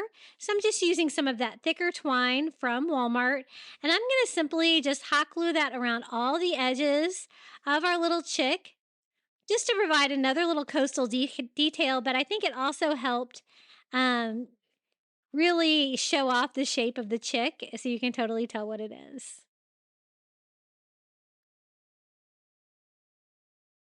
And I made I think I made something similar for Thanksgiving for a turkey. It turned out really cute. I love the blue pebbles. Now I wanted to make a cute little expo for our sign. So again, I'm using burlap from the Dollar Tree cut in half, some blue Happy Easter ribbon, and then some of this little lace ribbon from the Dollar Tree as well, just for fun. Gonna kind of do the Happy Easter on top and just do a very simple little expo. Just using a zip tie to secure that. And I kind of use zip ties on all of these DIYs, so it does kind of make them coordinate a little bit better. And I love expos because they're so easy to do. Now, to cover up the little zip tie on this one, I'm going to use one of these little wood chicks from the Dollar Tree, and I'm just going to stain that with Antique Wax by Waverly, and it's going to go with the cute little chick that we have on the front of this sign.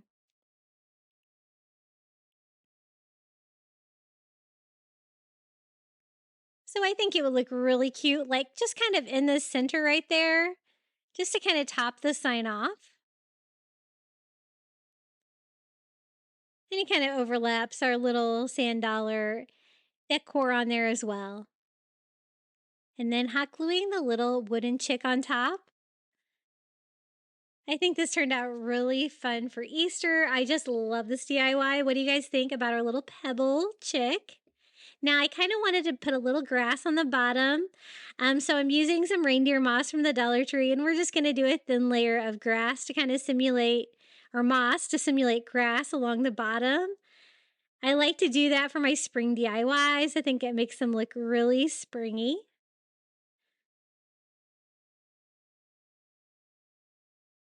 And don't worry if it looks a little crazy along the bottom, because once you get it all glued down, you can just go in and trim it up and make it look nice. And that's the final step. This is how our little pebble Easter chick turned out for Easter. Isn't he cute? And again, make sure you let that dry so the pebbles stay stuck, but actually every single one stayed glued down. Okay, our next DIY, I wanted to do like a coastal carrot. So I'm going to use one of these little wood carrot signs from the Dollar Tree. And I kind of wanted to make it into a shelf sitter. And I thought would be perfect. We can make a driftwood carrot. I like to pick up this driftwood vase filler available from Target. It's normally like $10 a box, but definitely watch out for it because it does go on sale a lot throughout the year, and I always try to stock up on it when it does. I love to craft with it though because it's easily available from Target, and they're very flat pieces of driftwood, and so they're really easy to glue down and craft with. And so I thought we would just kind of just start hot gluing those to our little wooden carrot, kind of using the back of the carrot here where it's nice and flat. And just kind of starting off by doing the easy part, we're going to kind of frame around the edges. And again, when you're putting together driftwood, it's exactly like putting together a puzzle. If a piece isn't going to work, just try another piece and keep working together until you're going to get good coverage. I love doing driftwood projects. I've done so many of them on here on this channel, and they always just turn out so fun. And I think this is a nice little surprise for a coastal Easter decoration.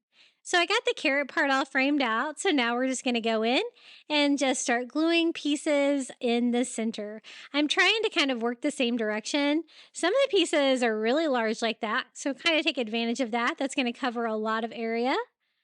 And you can always overlap them as needed and kind of glue them to themselves. Just trying to get all the area of the carrot covered. Kind of in a neat pattern. Now for the greenery part, kind of the same thing. I'm kind of working straight out in directions like the leaves would go up and down like that. Just trying to find like pieces that are going to fit well. The longer pieces in the middle, maybe some of the shorter pieces along the edges. And we're kind of working in that same direction that we did on the carrot too. Just hot gluing that all over until I have really good coverage. I want to stand this up on my shelf for Easter. So I will make a base for this, but basically trying to get all of the driftwood on there first. And if you can't get a piece quite small enough, you can kind of trim these down a little bit to size. Now, it's very light for a driftwood, so to give it more character, we are going to stain it with some antique wax by Waverly. And I'm just using a chunky brush, trying to go in there and give it a little bit more color, bring out that detail of that driftwood, and just kind of make it look a little bit nicer. You can kind of go as dark as you want with this. I was just kind of trying to give it a little bit of warmth. And if you get a little bit too much on there, you can always go over it with a baby wipe to kind of wipe off the excess. Now, this is like one of those long signs we've been using today from the Dollar Tree. Just a spare piece that I had from cutting it down to size.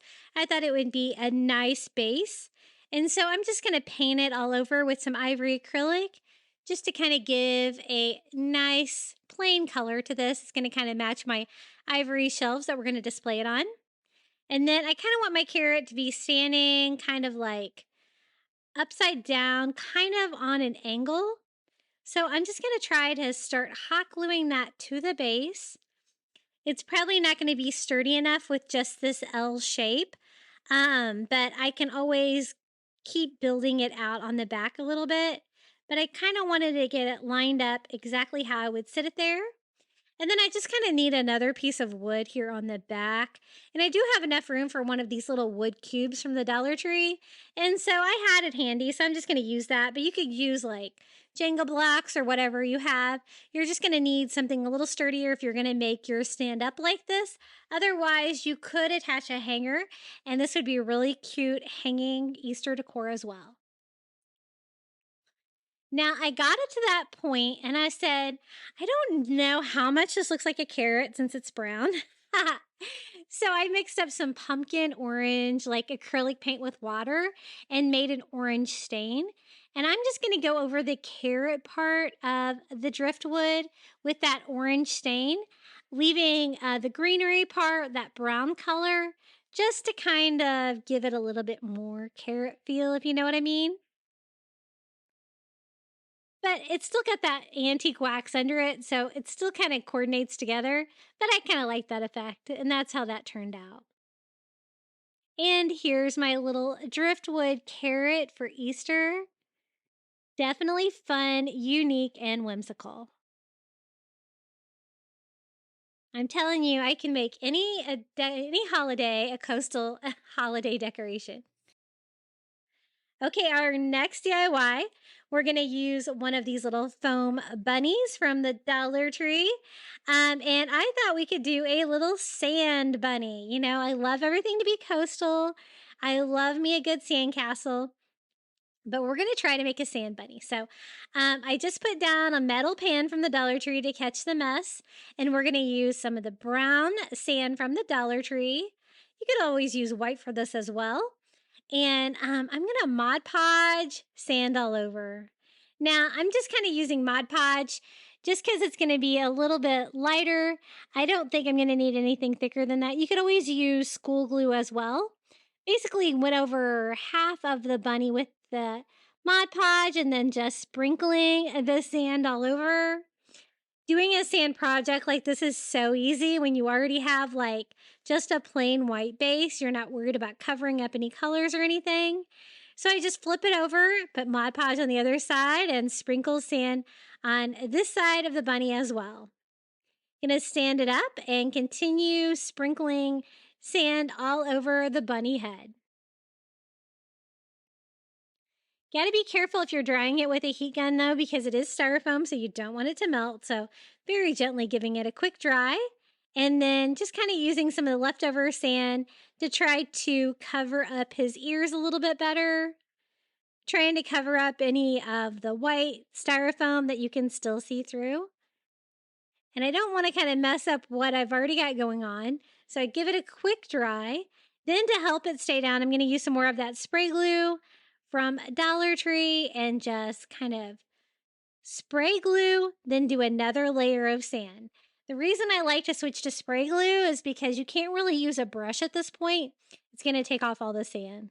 So I flip it over and I spray glue this side and do a second coat of sand on this side to make sure all that styrofoam is covered.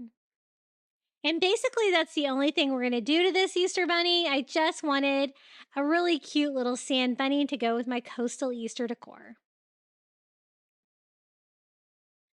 And I'm just making sure his face, you kind of can do one side at a time, but then you kind of have to do the top as well. And spraying him with one more coat of that glue to make sure all of that sand stays put.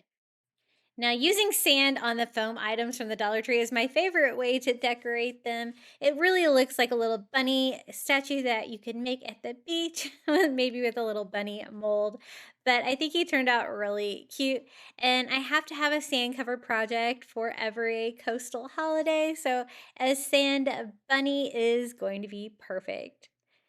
Isn't he cute? Really easy to do, just covering him with Dollar Tree sand.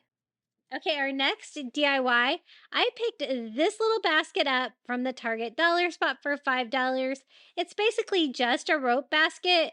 You could make this pretty easily with Dollar Tree rope if you wanted to wrap it with like some white ribbon and glue that together. But for $5, I thought we would give it a go. I thought we could make this a really pretty coastal Easter centerpiece. So the first thing we're going to use is some Spanish moss from the Dollar Tree. Just kind of breaking that all up. And I want to make like a kind of a giant bunny nest here for Easter. And I thought the brown color would definitely go well with kind of my coastal decor. And then I also picked up this little white bunny for $5 at the Target dollar spot. And it is simply just a white ceramic bunny. You could always use one that you already have, but I definitely wanted the white color. I'm going to go with like a lot of whites and browns on this project and warm colors. So I kind of just set him towards the back there so we can decorate the rest. And then I picked up these little gold Easter eggs at the Dollar Tree. I love these because the color is going to be nice and neutral and I won't have to paint them or anything. And we can just open the package and dump them in.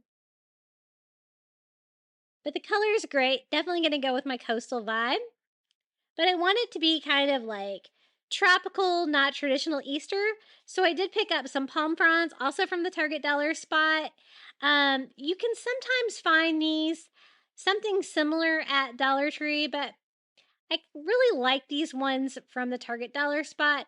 I think they look nice and tropical, but you can kind of use whatever you've got. They do have tropical leaves from the Dollar Tree for sure. But look how cute these are. So I thought we would cut them down a little bit. They were a little bit too long. And that was probably the most difficult part. And just start stabbing those in to the Spanish moss. And can you kind of see the vibe we're going with this? I think it's going to be really pretty for an Easter centerpiece. This will look great on your table for Easter.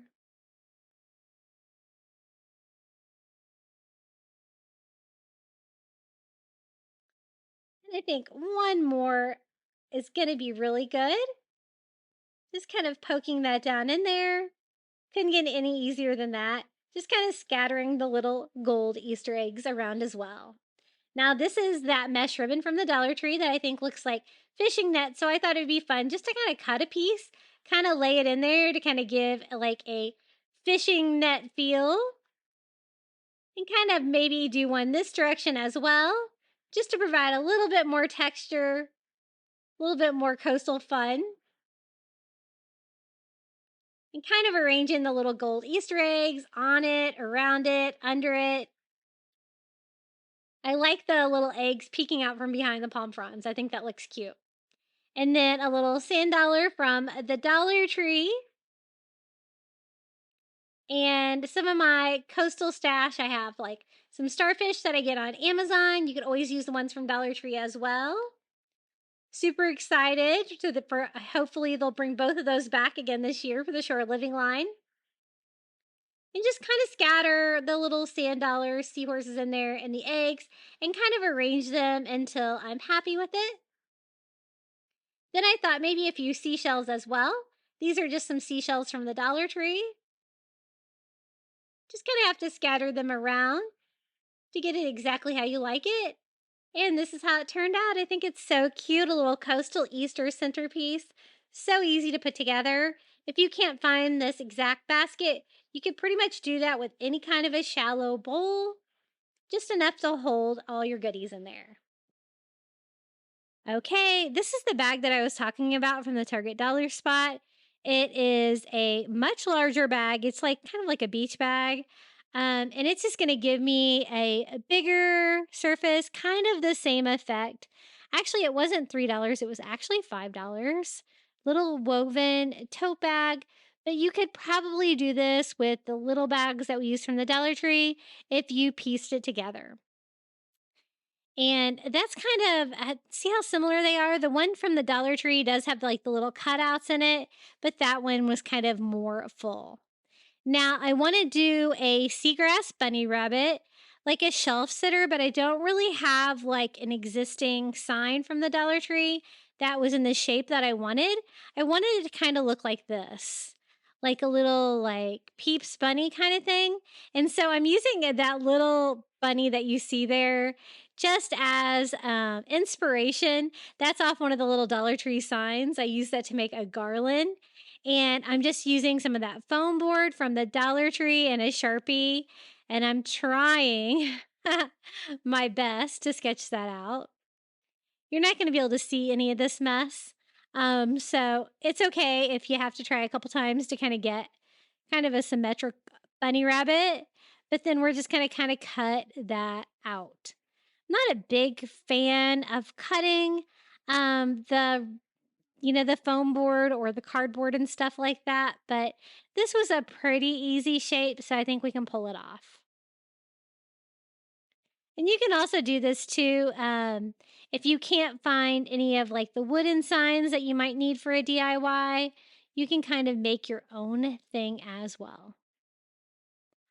So I just wanted it to be just a really simple bunny rabbit standing straight up with little ears straight up. And so that's what we're going to do. And then cover that entire bunny rabbit with seagrass. Now I kind of made the bunny rabbit the perfect size for this. It's going to fit perfectly with the size of the bag. And again, we're just going to cut this apart and cut a strip of that material out to cover our bunny rabbit. And it has great handles as well, which would be great for crafting too. Now I want to cover like the entire bunny rabbit with this material. And so I'm going to kind of make it larger than my little foam board piece. I was trying to get the rest of that handle off there because I was afraid it was going to interfere. And I did that. And then I'm just going to use the Sharpie that we used before to kind of draw on the seagrass where I want to cut it. Just a little bit bigger than my bunny. That way it's going to kind of sandwich that foam board inside. That's just going to be kind of the structure to make it stand up. And now we can just go around and cut on our lines and cut out that little bunny shape.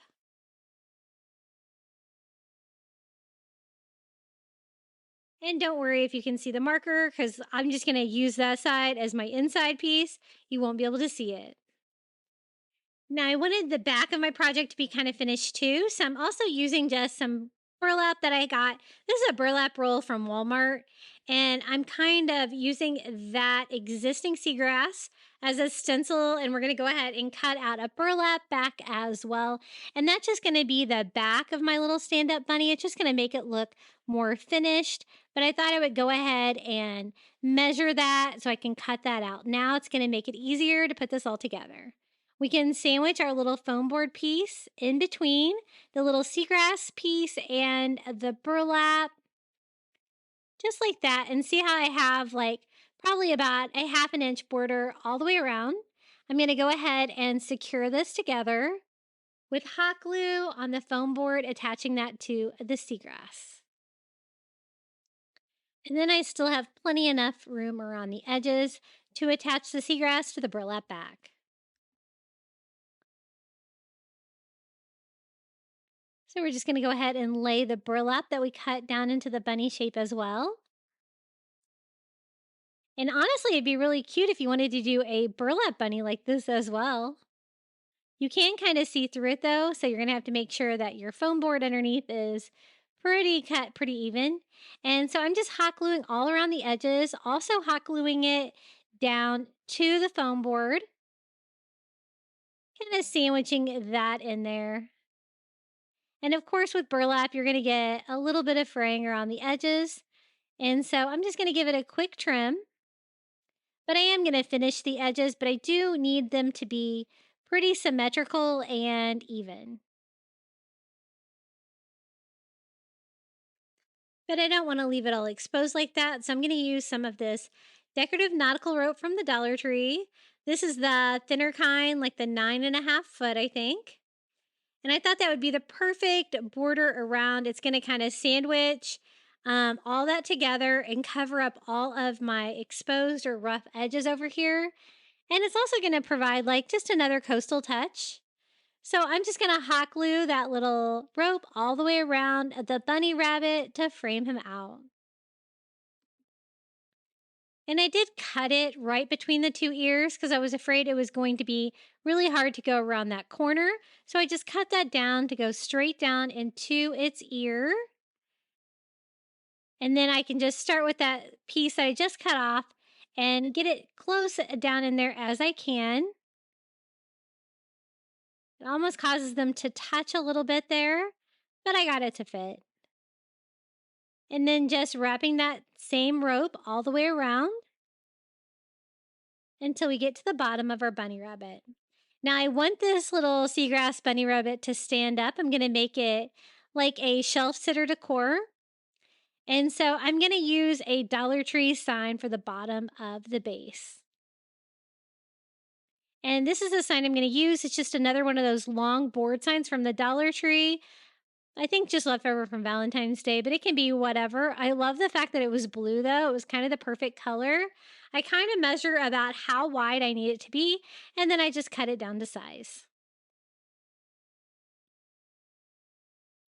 And then I want my little bunny rabbit to kind of stand up on the little blue base, just like that. Super cute. I did kind of want something to kind of be able to attach it to the sign, though. So I'm just using, this is like one of those like hot dog skewers that they have in the summer at the Dollar Tree, just any kind of a dowel. I just kind of cut that down to size. And I thought that would be good because I kind of have like that open seam along the bottom between the burlap and the seagrass. So I just hot glue that right into the center of my base. And then I hot glue on top of the little dowel. And I just sit my bunny rabbit right on top, sandwiching that in between my burlap and my seagrass, and also gluing it to the bottom of my foam board. Since it's made out of foam board and fabric, it's not real heavy, so I don't think it's going to be too hard to keep it standing there. But now to finish off that loose edge around the bottom, I'm going to use that same rope that we bordered all around, and I'm going to glue that on. That's also going to help glue it to the base and provide a little bit more stability. And then I'm going to go around and do it on the back as well, because you can't be too careful.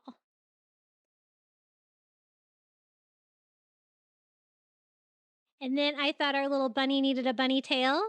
This is just a pom-pom I had sitting around, I think from Craft Kit, maybe from Target, but you can use whatever you can find. There's lots of these available from Dollar Tree in all different kinds of colors. Love them. Little bunny tail. And we're just going to hot glue this right here down at the bottom of our bunny bum. And then we're going to be looking at the back of this little seagrass bunny rabbit. I love that blue base. It was the perfect color for this DIY. Then I thought we could decorate it a little bit more with some of this Happy Easter ribbon. So pretty in this turquoise color. I'm just going to tie a simple little bow where you can see the Happy Easter on the loops and tails. And then we can just decorate like one of the little ears of our little bunny rabbit here. Just cutting my tails down evenly. And then we can just hot glue that on. Super cute. And a fun little detail for our little bunny rabbit. You could also do a bow around its neck if you wanted. I didn't want anything too frilly because I really liked that coastal feel we had going on there. And then I was trying to see if a little starfish would look really cute on there as well, just to add a little coastal vibe. And so we're just going to glue that on there. It's a little larger than I would normally use on a bow that size, but it's kind of fun and whimsical. And again, that's just a little starfish that I get on Amazon. And this is how it turned out, our little seagrass Easter bunny. So cute. I love all of the little coastal touches and colors. Okay, our next DIY, I wanted to make some like nautical rope eggs. So we're going to use some of this. Now, this is the thicker rope from the Dollar Tree, the 6-foot. And the reason I'm using this one is because I'm going to unwind it into thirds. So just removing the plastic at the end.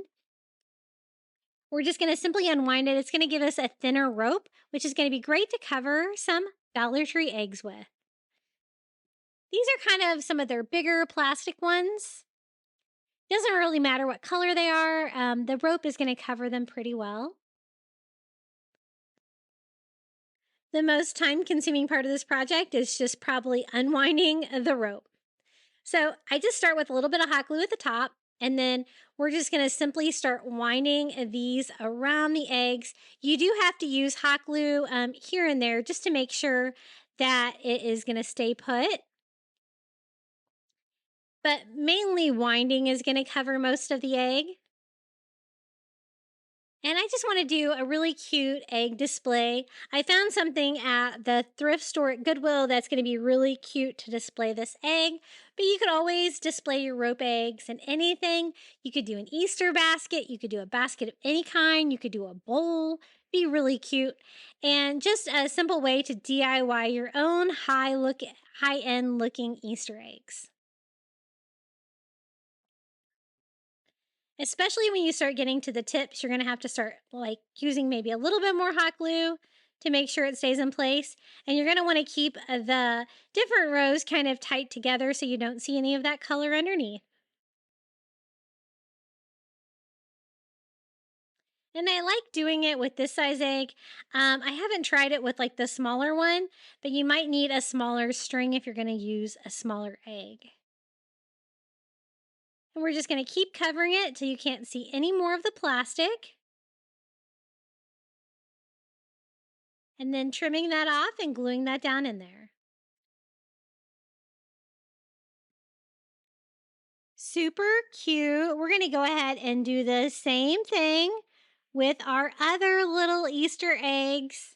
And then I'll show you how I'm going to display these for Easter. So we have 4 wrapped rope eggs. And then I found the greatest thing at Goodwill on clearance. It is a little box of grass. So I thought that would be perfect for Easter because it looked like you having an egg hunt and you're hiding little eggs in the grass. So that's what it looks like. Just grass in a galvanized metal pot. Then I kind of wanted to add a little bit of a coastal decor to that galvanized metal. So I'm just going to use some burlap ribbon from Dollar Tree and just kind of line that around the edges. But it was a little too thick, so I'm just going to kind of cut that down and make a thinner ribbon. I love DIYing with this burlap ribbon from the Dollar Tree. I often find it in the fall at Dollar Tree, but I always try to stock up on it. Depending on my Dollar Tree, some Dollar Trees have it year-round. And that way, some of the galvanized metal will still show through. We're just going to kind of hot glue this to the corner and wrap that all the way around. I thought this really screamed Christmas. Otherwise, I don't know why I would really have like a box of grass sitting around. But maybe. Just cutting that down to size and gluing the other end, just pulling it tight all around all 4 sides of the little box of grass. And then we can just simply hide our little Easter eggs like right inside. So fun, and I think 4 is going to be like the perfect number. Just kind of have some straight up, some kind of tipping over. And then one more little coastal detail. I thought I would add just a little sand dollar that I got on Amazon right on the front. And it screams Coastal Easter. Now, you could probably recreate this with the grass they have this year at Dollar Tree Plus. I've just recently used that for another DIY. The grass is not quite as long, but maybe if you did a smaller egg, I think it would give you about the same result. But I love displaying them in the grass for Easter. It looks just like a little Easter egg hunt. And covering the little eggs with rope really makes them look more high-end, I think. Okay, this next DIY, I want to use these great eggs from the Dollar Tree and a Easter sign. This is an Easter sign I had left over because I used the cute little bunnies that were on the front to make a garland for my coffee bar. So I just kind of have the rectangular sign left over. It can be anything. I just wanted a rectangle sign and something that I can put those great Easter eggs on. Now to cover it, I'm going to use some of this removable wallpaper from the Dollar Tree in the white board. I love using this. I think it looks really coastal. I just peel and stick the wallpaper to the back of the sign. The reason I'm decorating the back instead of the front is because there was glitter on the other side and I didn't want any of those raised wood or any of the raised words to stick up from the wallpaper. So I'm just going to peel the back off and smooth that out. It's a great, easy way to do a DIY, no paint or anything involved, and you get great coverage. Now I did cut it a little bit larger than I needed, and then I'm just taking a sanding block from the Dollar Tree and sanding it to give me a perfect cut along the edges. And they have this in all different kinds of patterns. All my Dollar Trees seem to be carrying it nowadays, which really makes me happy because I love it. Now, I like to sand mine to rough it up a little bit, kind of makes those lines not so dark and kind of makes it look a little bit more weathered, a little bit more coastal. And then I just want to go in and poke holes back in it, just so I'll be able to reattach a hanger to it. So just poking a hole through the removable wallpaper. And I like to use one of those weeders from the Dollar Tree. Those work great. And then this is the eggs that we're going to decorate. I think this is so cute. It's got like the little flower and polka dots on the side and the squiggly line egg in the middle. I'm not going to hang this part, so I am just using a little spackle to fill in the holes on this. And so then we're going to decorate it. I wanted to do some really beautiful, like coastal looking eggs for the sign with that white wood look background. So just using a scrap piece of burlap I had left over from Walmart. You could always use the bags from a Dollar Tree as well. I sketched the bottom and top of the egg with a Sharpie. And then I couldn't really do the sides because there's 3 eggs together, but I could kind of sketch out where I think the sides of the eggs were going to be from where I started. And then I'm just going to cut inside that Sharpie line to cut off any color and cut out a little burlap for the middle egg. I want to cover that one in burlap for sure. And there was little wood cutouts on top of the eggs. But what I'm going to do is just flip it over and decorate the other side. That way I don't have to worry about having to pop those off or paint around those or anything like that. So we're just going to decorate the back of these eggs. And I'm going to use Antique Wax by Waverly. You could always use a brown paint and water to make your own stain if you wanted, but I love the finish this gives me. And that raw wood from the Dollar Tree stains really well. So just going over it with a thin coat of Antique Wax by Waverly, and I get that at Walmart. When I get it all on there, I'm just going to go over that with a paper towel to wipe off any of the excess, and look at that beautiful wood grain. I'm going to leave the 2 eggs on the outside, the wood, and then the middle one we're going to cover with that burlap that we cut out. But I want mine to look a little bit more coastal and a little bit more like driftwood. So I do distress it heavily with some ivory acrylic and a baby wipe to see how that kind of gives me like a lighter finish. It makes it look a little bit more rustic. So this is that piece of burlap that we cut for the center egg. And we're just going to attach it to that center egg with a nice coat of Mod Podge. And it's kind of the same color as the stain on the sides, but you can tell that it's burlap, so you're going to get a different texture. Just going to use my little brayer from my Cricut to kind of smooth that down. And then I'm also going to go over the top of the burlap with more Mod Podge just to make sure it's very saturated. I want this to stay down. And just making sure that's all covered. Anytime you cut burlap, it's going to fray a little bit, but that's okay. It kind of adds to the charm of this project. And again, you can always use that like synthetic burlap from the Dollar Tree bags, and that won't fray at all. And so this sign is going to fit perfectly on this rectangular side. And we're going to take advantage of those little raised areas on the back of the sign because it gives us little spacers to add hot glue. And it's going to kind of give me a 3D effect where the little eggs stick out a little bit further from the sign. So we're just going to glue that down, making sure that it's nice and secure. And then I wanted to use some nautical rope, the 6-foot cotton rope from the Dollar Tree, to start decorating our little coastal eggs. I didn't want it to be quite so thick though, so I'm just going to unwind it into thirds and kind of recreate those little curvy lines that were on the other side that I liked. But we're going to recreate it with this little curly rope. And you can see that the rope, once you unwind it, already has that little curly pattern because it's been, kind of braided into a rope. And so I just kind of go with the natural pattern of it to give me a little squiggly line made out of rope. Looks really cute against that burlap. And before my hot glue dries, I just kind of shape it while I can.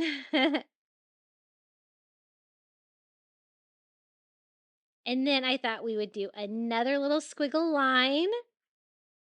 Just do a squiggle line of hot glue and just follow along with that little curly pattern that's already in the rope. And you definitely do need to shape it once you get it glued on there to kind of give you a symmetric look. Then I thought we could decorate this using one of these silicone molds that I got on Amazon. I have these linked below in my Amazon shop, and you can make anything with a little bit of hot glue. So I'm going to make a seashell here just by filling that silicone mold with some hot glue. And I'm also going to make a little starfish. These are so easy to do. I just pop mine in my refrigerator or freezer and they set up in no time. Just try to make sure that you don't fill them too much because then you will have to trim off the overfill. But it's a great way to make little sea creatures like that. So I popped it in the freezer for just a couple of minutes and now we have a little starfish, we have a little seashell, and we can decorate our little coastal Easter eggs with those. So I did overfill my starfish a tiny bit, so I'm just using some tiny scissors to trim that up a little bit. But how cute is that? I love making those. They're like for like fondant for like frosting molds is what they're kind of designed for. But you can find them in all different kinds of sea creatures and things like that on Amazon for sure. And then I also have a little sand dollar there that I got on Amazon too. You could always use the one from the Dollar Tree as well. So excited. I noticed dollartree.com. One of you guys told me to check. They are starting to add some of the shore living things to the website. So it's going to be soon, guys. Yay. Now on the little seashell, I think I may have underfilled it instead of overfilling it. So it does kind of have a jagged edge, but that actually makes it look a little bit more realistic like a real seashell. So we're going to go with it. So I'm going to use some ivory paint because these are just kind of clear glue at the moment, and paint that. Look at that great texture on the seashell. It looks so cool when you paint these hot glue molds. And then I'm also going to paint the little starfish ivory as well. And we have some great decorations to decorate our little Easter eggs. The first time I made one of these, it like blew my mind. I have a couple of the different seahorse ones. I love using them for those because I never can find any of those to decorate with. So now we can start decorating. Here's our little sand dollar. Just going to hot glue that right in the center of our burlap egg. And then doing our little crazy seashell over here to the left. And then our little starfish over on the right. Isn't that like a fun decoration for an Easter egg? Very coastal, very cute, but you could always get creative and do whatever kind of decoration you want on your Easter egg. So I just hot glue those down in the center of our egg. You could always use real seashells as well. That would be super cute. But I kind of wanted to use the mold for those. And then for the other eggs, I want to decorate those with shells as well. These are those little mini seashells that you get in the little glass bottles from the Dollar Tree. I love decorating with those. My favorite is to put them in those little toy organizers from the Dollar Tree. Just because they're easier to work with and get out than they are the bottle. So I just dump them in there. And they have all different kinds as well. So I thought we would replicate the polka dots that were on the Easter egg on the other side by just using seashells. So just doing a little thin bead of hot glue on the lip of each one of those seashells. We're just going to glue those down to that stained wood, kind of in a alternate like polka dot pattern, just kind of alternating rows. Super easy and super fun. You know, if there's an opportunity to decorate with seashells, your girl is going to take it.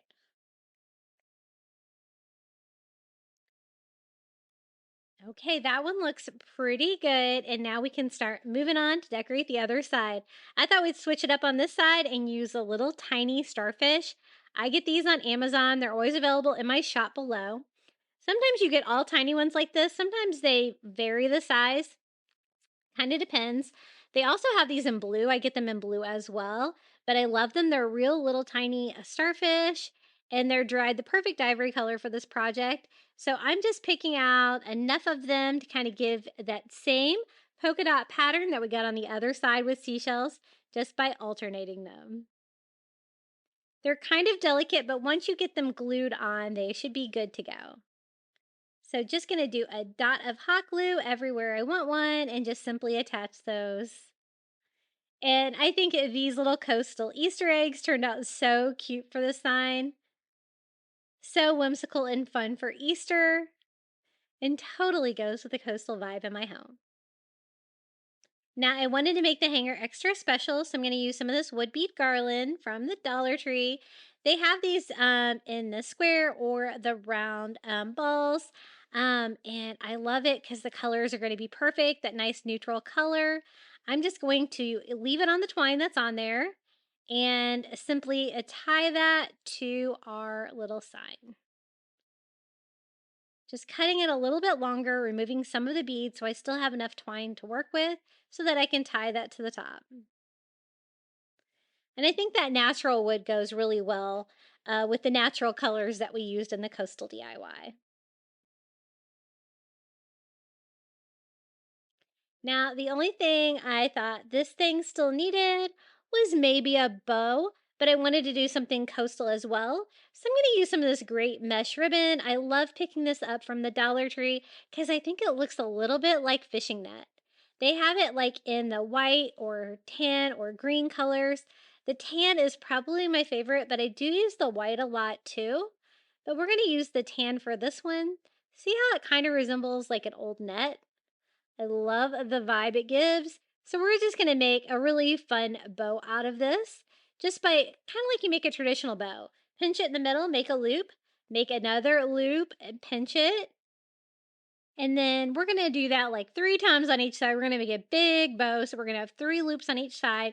You don't have to twist it or anything. Just pinch it in the middle. And then once you get 3 loops on both sides, I'm going to need a tail on that side as well. So just going to cut that off.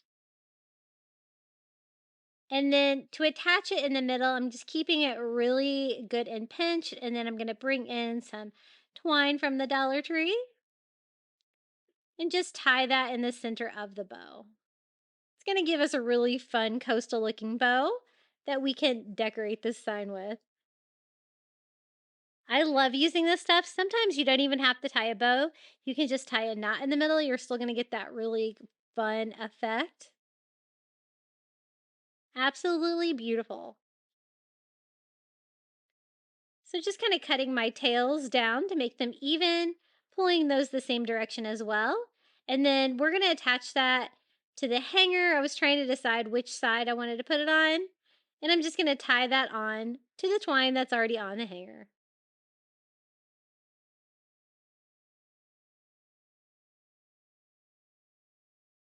And I think this little Easter DIY is ready to go. Loving the coastal vibes. I'm loving all of the natural little touches on there. So cute. Just trying to rearrange my big, fluffy net bow. And this is how it turned out, our little coastal Easter eggs. This is definitely one of my favorites. I found this great wreath form from the Dollar Tree. It's just an orange wire carrot, but I thought we could do something fun and coastal with this. It's just got like the squiggly little lines and kind of the outline. Now I want to use some different kinds of Dollar Tree rope to cover that. I'm going to start with the 11-foot nautical rope from the Dollar Tree. This is the thinner, a longer one. And I thought that would make a great outline around the edges of the carrot because it's not too thick. So just starting down here at the tip, we're just going to simply hot glue the rope onto this. And I have like the little beehive wreath form. I'll have to do something with rope with that as well because it's so easy to DIY these with rope because sometimes they're kind of hard to figure out how to decorate, right? So just working one section at a time, I'm just going to hot glue that down. This is the perfect width to cover the orange behind it, and you won't be able to see it. I'm working on a silicone mat, so that really helps with the excess hot glue because it's going to be removable. And just keep going around the shape of the carrot, just outlining that on there. Trying to make sure it doesn't get too stuck. I thought we would use two different kinds of rope today because the little squiggly lines in the middle, I think those are going to need even a smaller kind of rope. So I think I'm going to use like the 6-foot rope, maybe unrolled for that part. I do have some left over from that other DIY. So we're going to glue it down, cut it down to size for the tip, and we have the carrot part nice and outlined. You can always, flip it over, use your heat gun, kind of trim up some of the excess hot glue if you get too much. Now I'm also going to do the same thing up here at the top. The little greenery coming out of the top of the carrot, we're going to outline that with that same exact rope, just hot gluing that around the edge.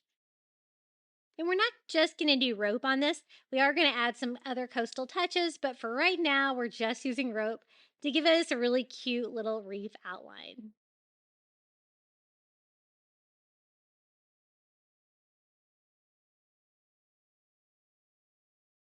Since these lines are straight and easy to do, I'm going to do these in that same rope, just a straight shot across, just cutting that down to size and hot gluing that on both of those. Now the little squiggly lines, again, are going to have to go back and forth and back and forth.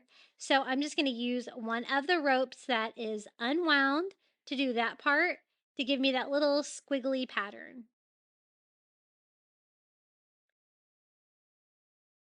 And it kind of already has that pattern like we did before on those little eggs. So it's going to work well for this. You just kind of have to hot glue down like one section at a time. And we're going to cover up all 4 of those little squiggle lines with that rope. And I'd like to take a moment to thank you for watching today's video. Really appreciate your support. Don't forget to hit the like button. And when you're done watching, if you could comment your favorite DIY below. I always love your all's feedback and to read all of your nice comments. And if you haven't subscribed, we are trying to get to 15,000 subscribers, so don't forget to hit that subscribe button. So just finishing up the 4th little squiggle line here. Then I thought we could do something fun with driftwood maybe. I did have some driftwood from Amazon, and also I get the driftwood filler from Target. I was trying to decide which one I was going to use for this, and I think I'm going to go with the ones from Target. They're nice and easy to DIY with. They're nice and flat. They usually have these all the time at Target, back in like their floral section. And if you watch, they do go on sale. I always try to stock up when they go on sale because they're so fun to craft with. And it always gives you that coastal look. And I just am hot gluing those. I kind of found some shorter ones for the shorter parts and some longer ones for the longer parts. Just gluing that from rope to rope. Just to kind of give me a fun little driftwood greenery for the top of our carrot.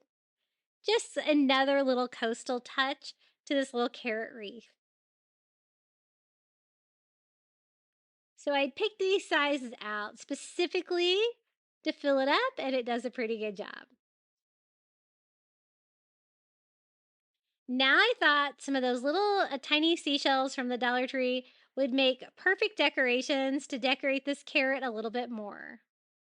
Trying to figure out which ones I'm gonna use, and then I'm just going to start hot gluing those to the little rope there in the center. On this one, I thought I would use like just the little seashell ones and just kind of alternate them, like one up, one down, going all the way across to give me a little shell detail. Now I have 2 rows there, so I thought I would go in maybe with a different kind of seashell, some of these little spiral-like shells, and kind of do another row of those, kind of side by side. The colors are very similar to the white rope, so it's not a big contrast, but it's definitely a beautiful little detail when you get to looking at this little carrot. Isn't that cute and fun? We've got rope, we've got driftwood, we've got seashells. Definitely an unexpected carrot, perfect for a coastal Easter decor. And this is how it looks hanging on my wall for Easter.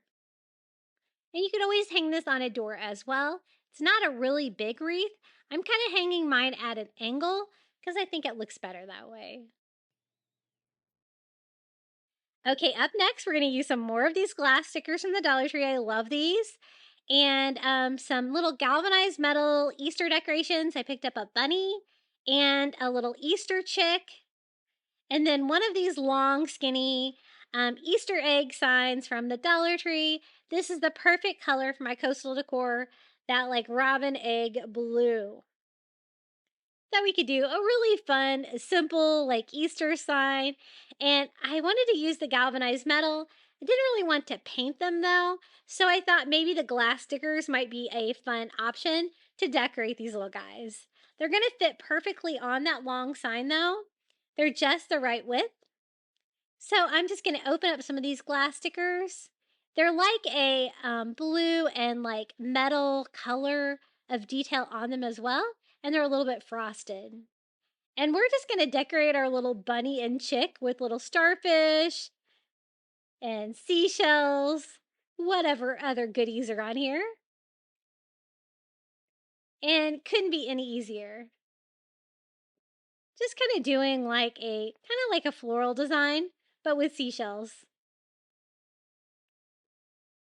And I'm always looking for fun ways to try to decorate those galvanized metal pieces because I do like them, but sometimes I think they look a little bit plain if you leave them as is. So we're going to do the same thing over here with our little baby chick. And then I want to attach those to the front of that long Easter sign, but I also want it to spell out the word Easter. So I think that's going to be a cute background for that. There's our little bunny and our little chick. The great thing about the glass stickers is if you're not happy with where they're at, you can just pick them up and stick them back down. They're extra sticky. And as you can see, they fit on there really nicely, that long little Easter sign. I'm just going to attach mine with hot glue. And simply stick those down. You could leave it as is. It's super cute, kind of abstract looking for Easter. I do want mine to say Easter though, so I am going to add to it once I get both of these attached.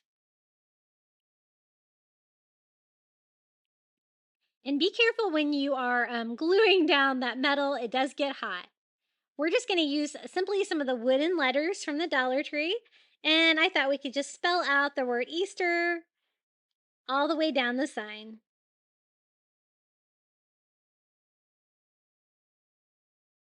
Just have to find the right letters.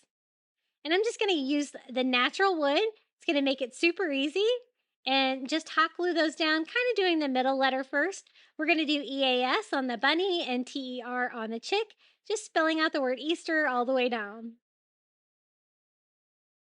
And you could always paint or stain these. I think the raw wood, though, totally goes with my coastal vibe. And this was kind of an outside-the-box project, but I think it did turn out really cute for Easter, and it's definitely unique. Now I want to replace the hanger on this one with some of that wood bead garland from the Dollar Tree as well. So I just measured out a piece that is the right length, and I'm simply going to tie that on.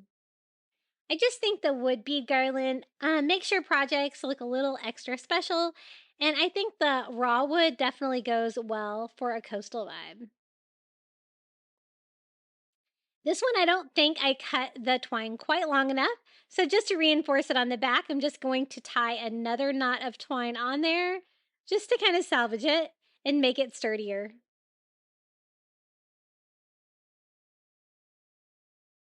And there is our little Easter sign. So cute. I love that little long blue sign. And this is great for like a skinny wall or an area you don't have a lot of room to decorate. A little skinny coastal Easter sign. I got a hop sign from the Dollar Tree, a little blue Easter egg sign from the Dollar Tree, and then a long wood Easter bunny cutout sign. And the reason I got this hop sign is because I thought it would be a great way to get some letters for a sign. Way cheaper than buying the big letters from anywhere else. You can just cut this down because these signs are pretty easy to cut. So I'm just using a box cutter to cut out my H. And I want to do, my own thing for the O. So I think I'm going to make that like an Easter egg, like a coastal Easter egg.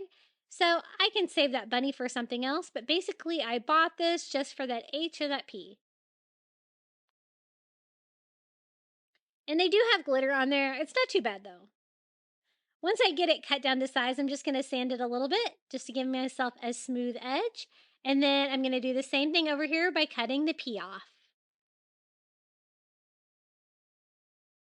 And that is just one way you can reuse some of these Dollar Tree signs. Sometimes I get the ones with lots of words on them, cut them down into multiple signs, and you have like tons of signs for your tier tray. And it only costs you like $1.25 for all of them. The colors aren't too bad on that. I probably am going to do my own thing on that. But for the O for hop, I thought we could just use an Easter egg. And I got one of these little blue ones from the Dollar Tree. They come in like a 2-pack. It's just about the right size for an O. Now I'm going to use that removable wallpaper from the Dollar Tree to cover my letters to kind of give them a coastal feel. That way I don't have to deal with any of the glitter or colors that are already on there. And I just draw that design out on the back of the wallpaper, and then you can just cut that out to size, and you'll just have a big sticker decal that's going to look nice and coastal. I love the whiteboard. My favorite is the blue tropical leaf of removable wallpaper from the Dollar Tree, but this is probably my second favorite.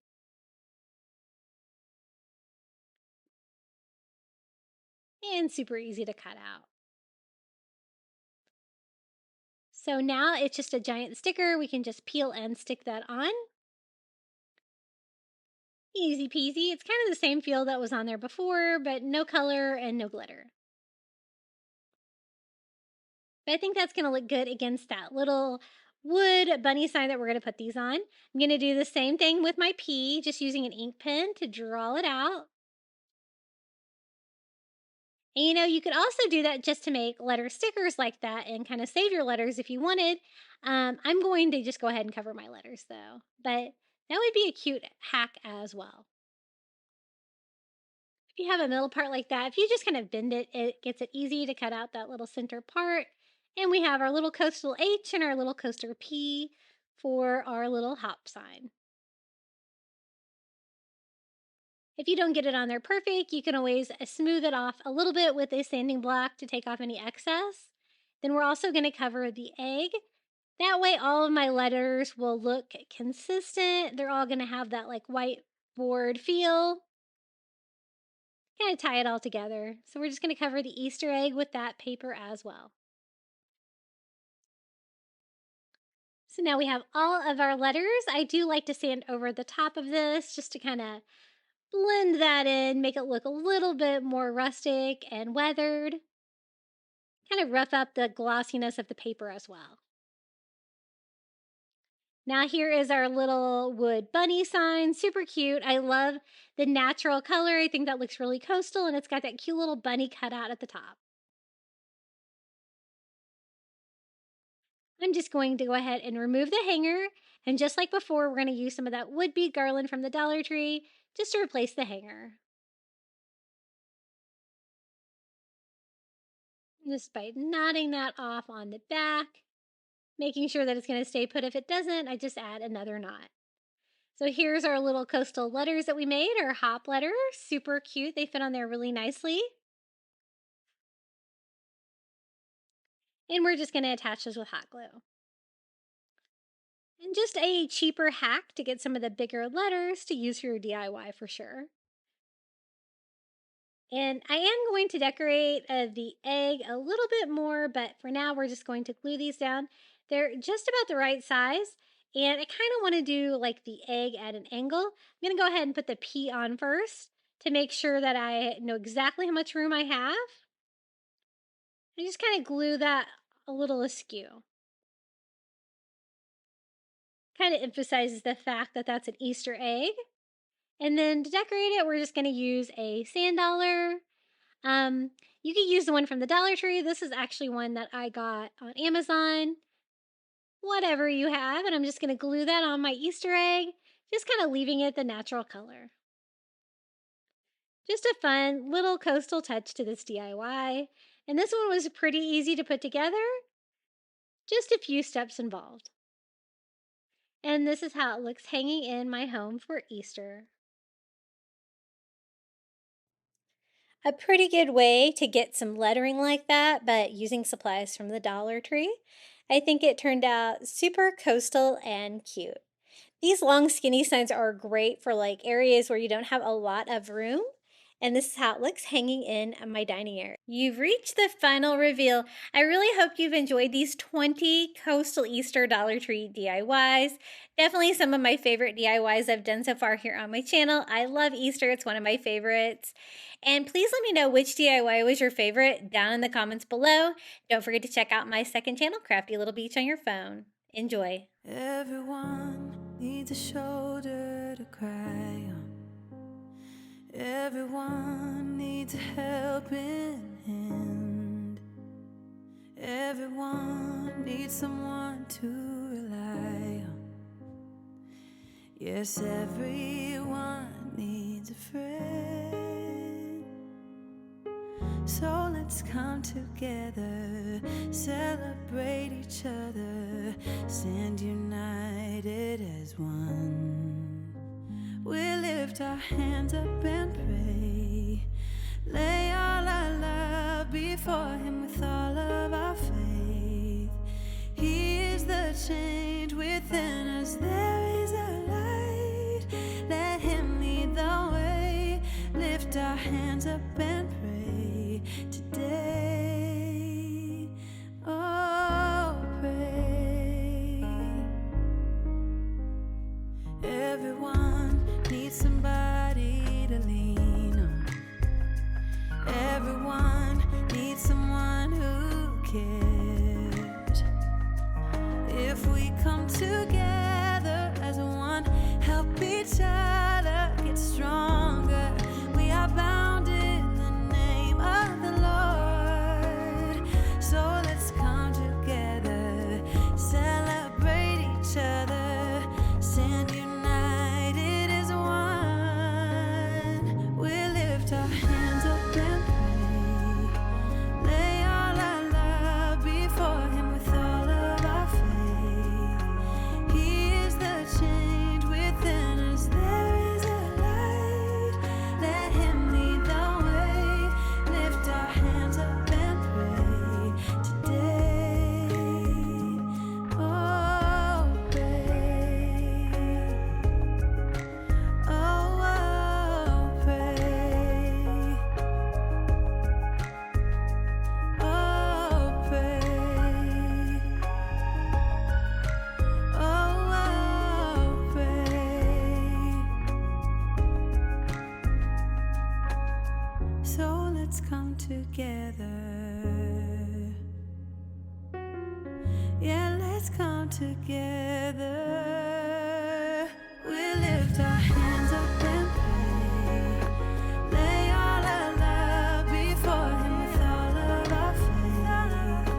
He is the change within us, there is a light. Let Him lead the way, lift our hands up and pray today. Oh, pray.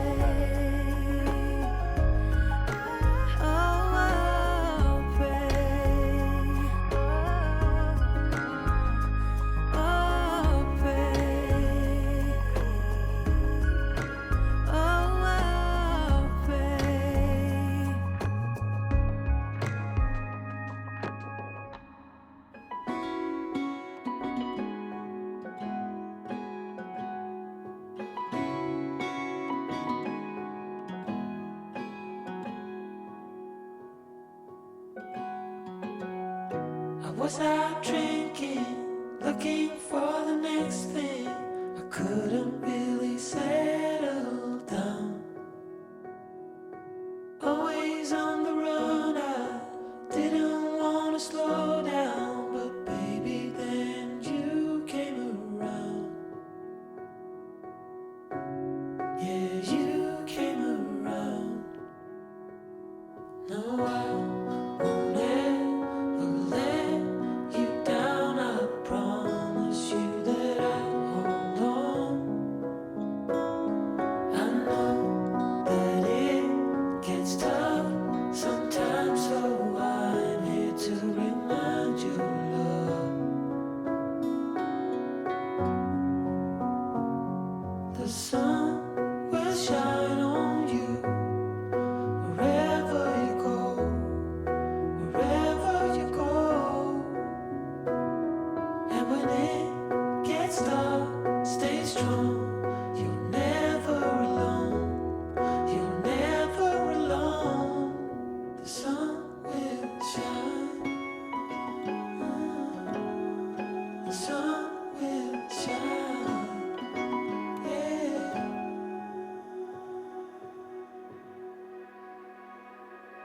Now I cannot picture my life being without you.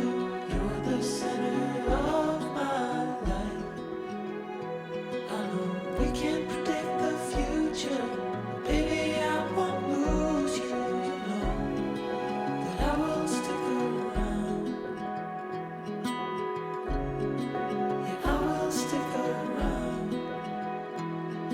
No, I won't ever let you down. I promise you that I'll hold on.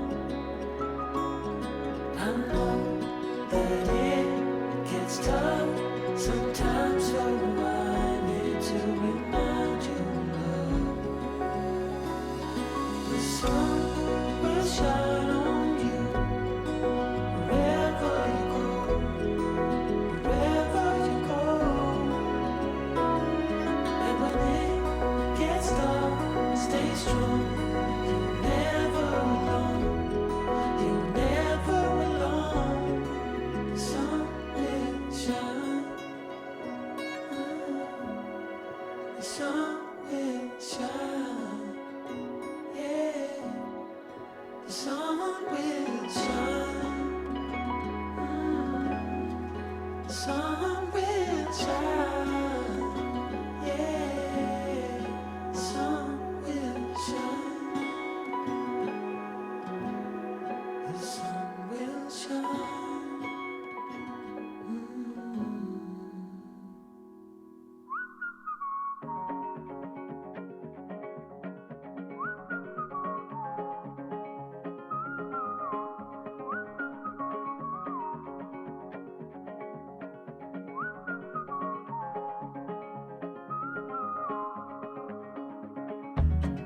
Nobody knows me like you do. You just read my mind. Nobody gets me except for you. Like we're intertwined. Seasons come and go. Universe will change, but I'll feel the same. Thought that you should know. Even if my eyes are closed, I see you. I see you. I see you. I see you.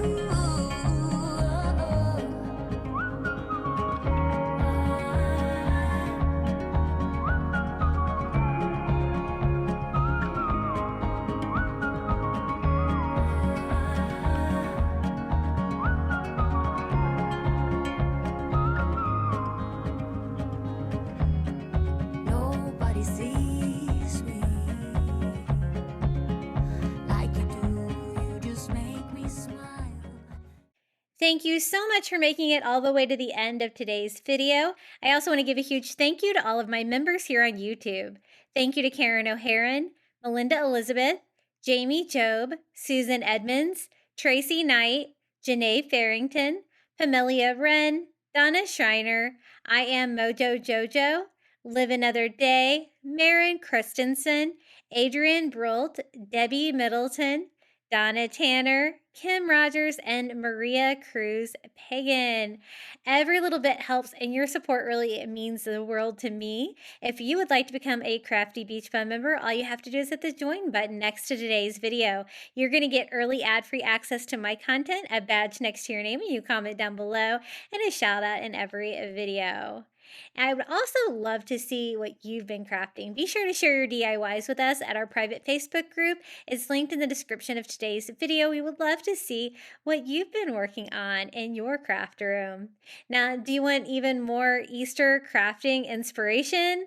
I have got you covered. Please check out one of these videos right here. And until next time, happy crafting and happy Easter.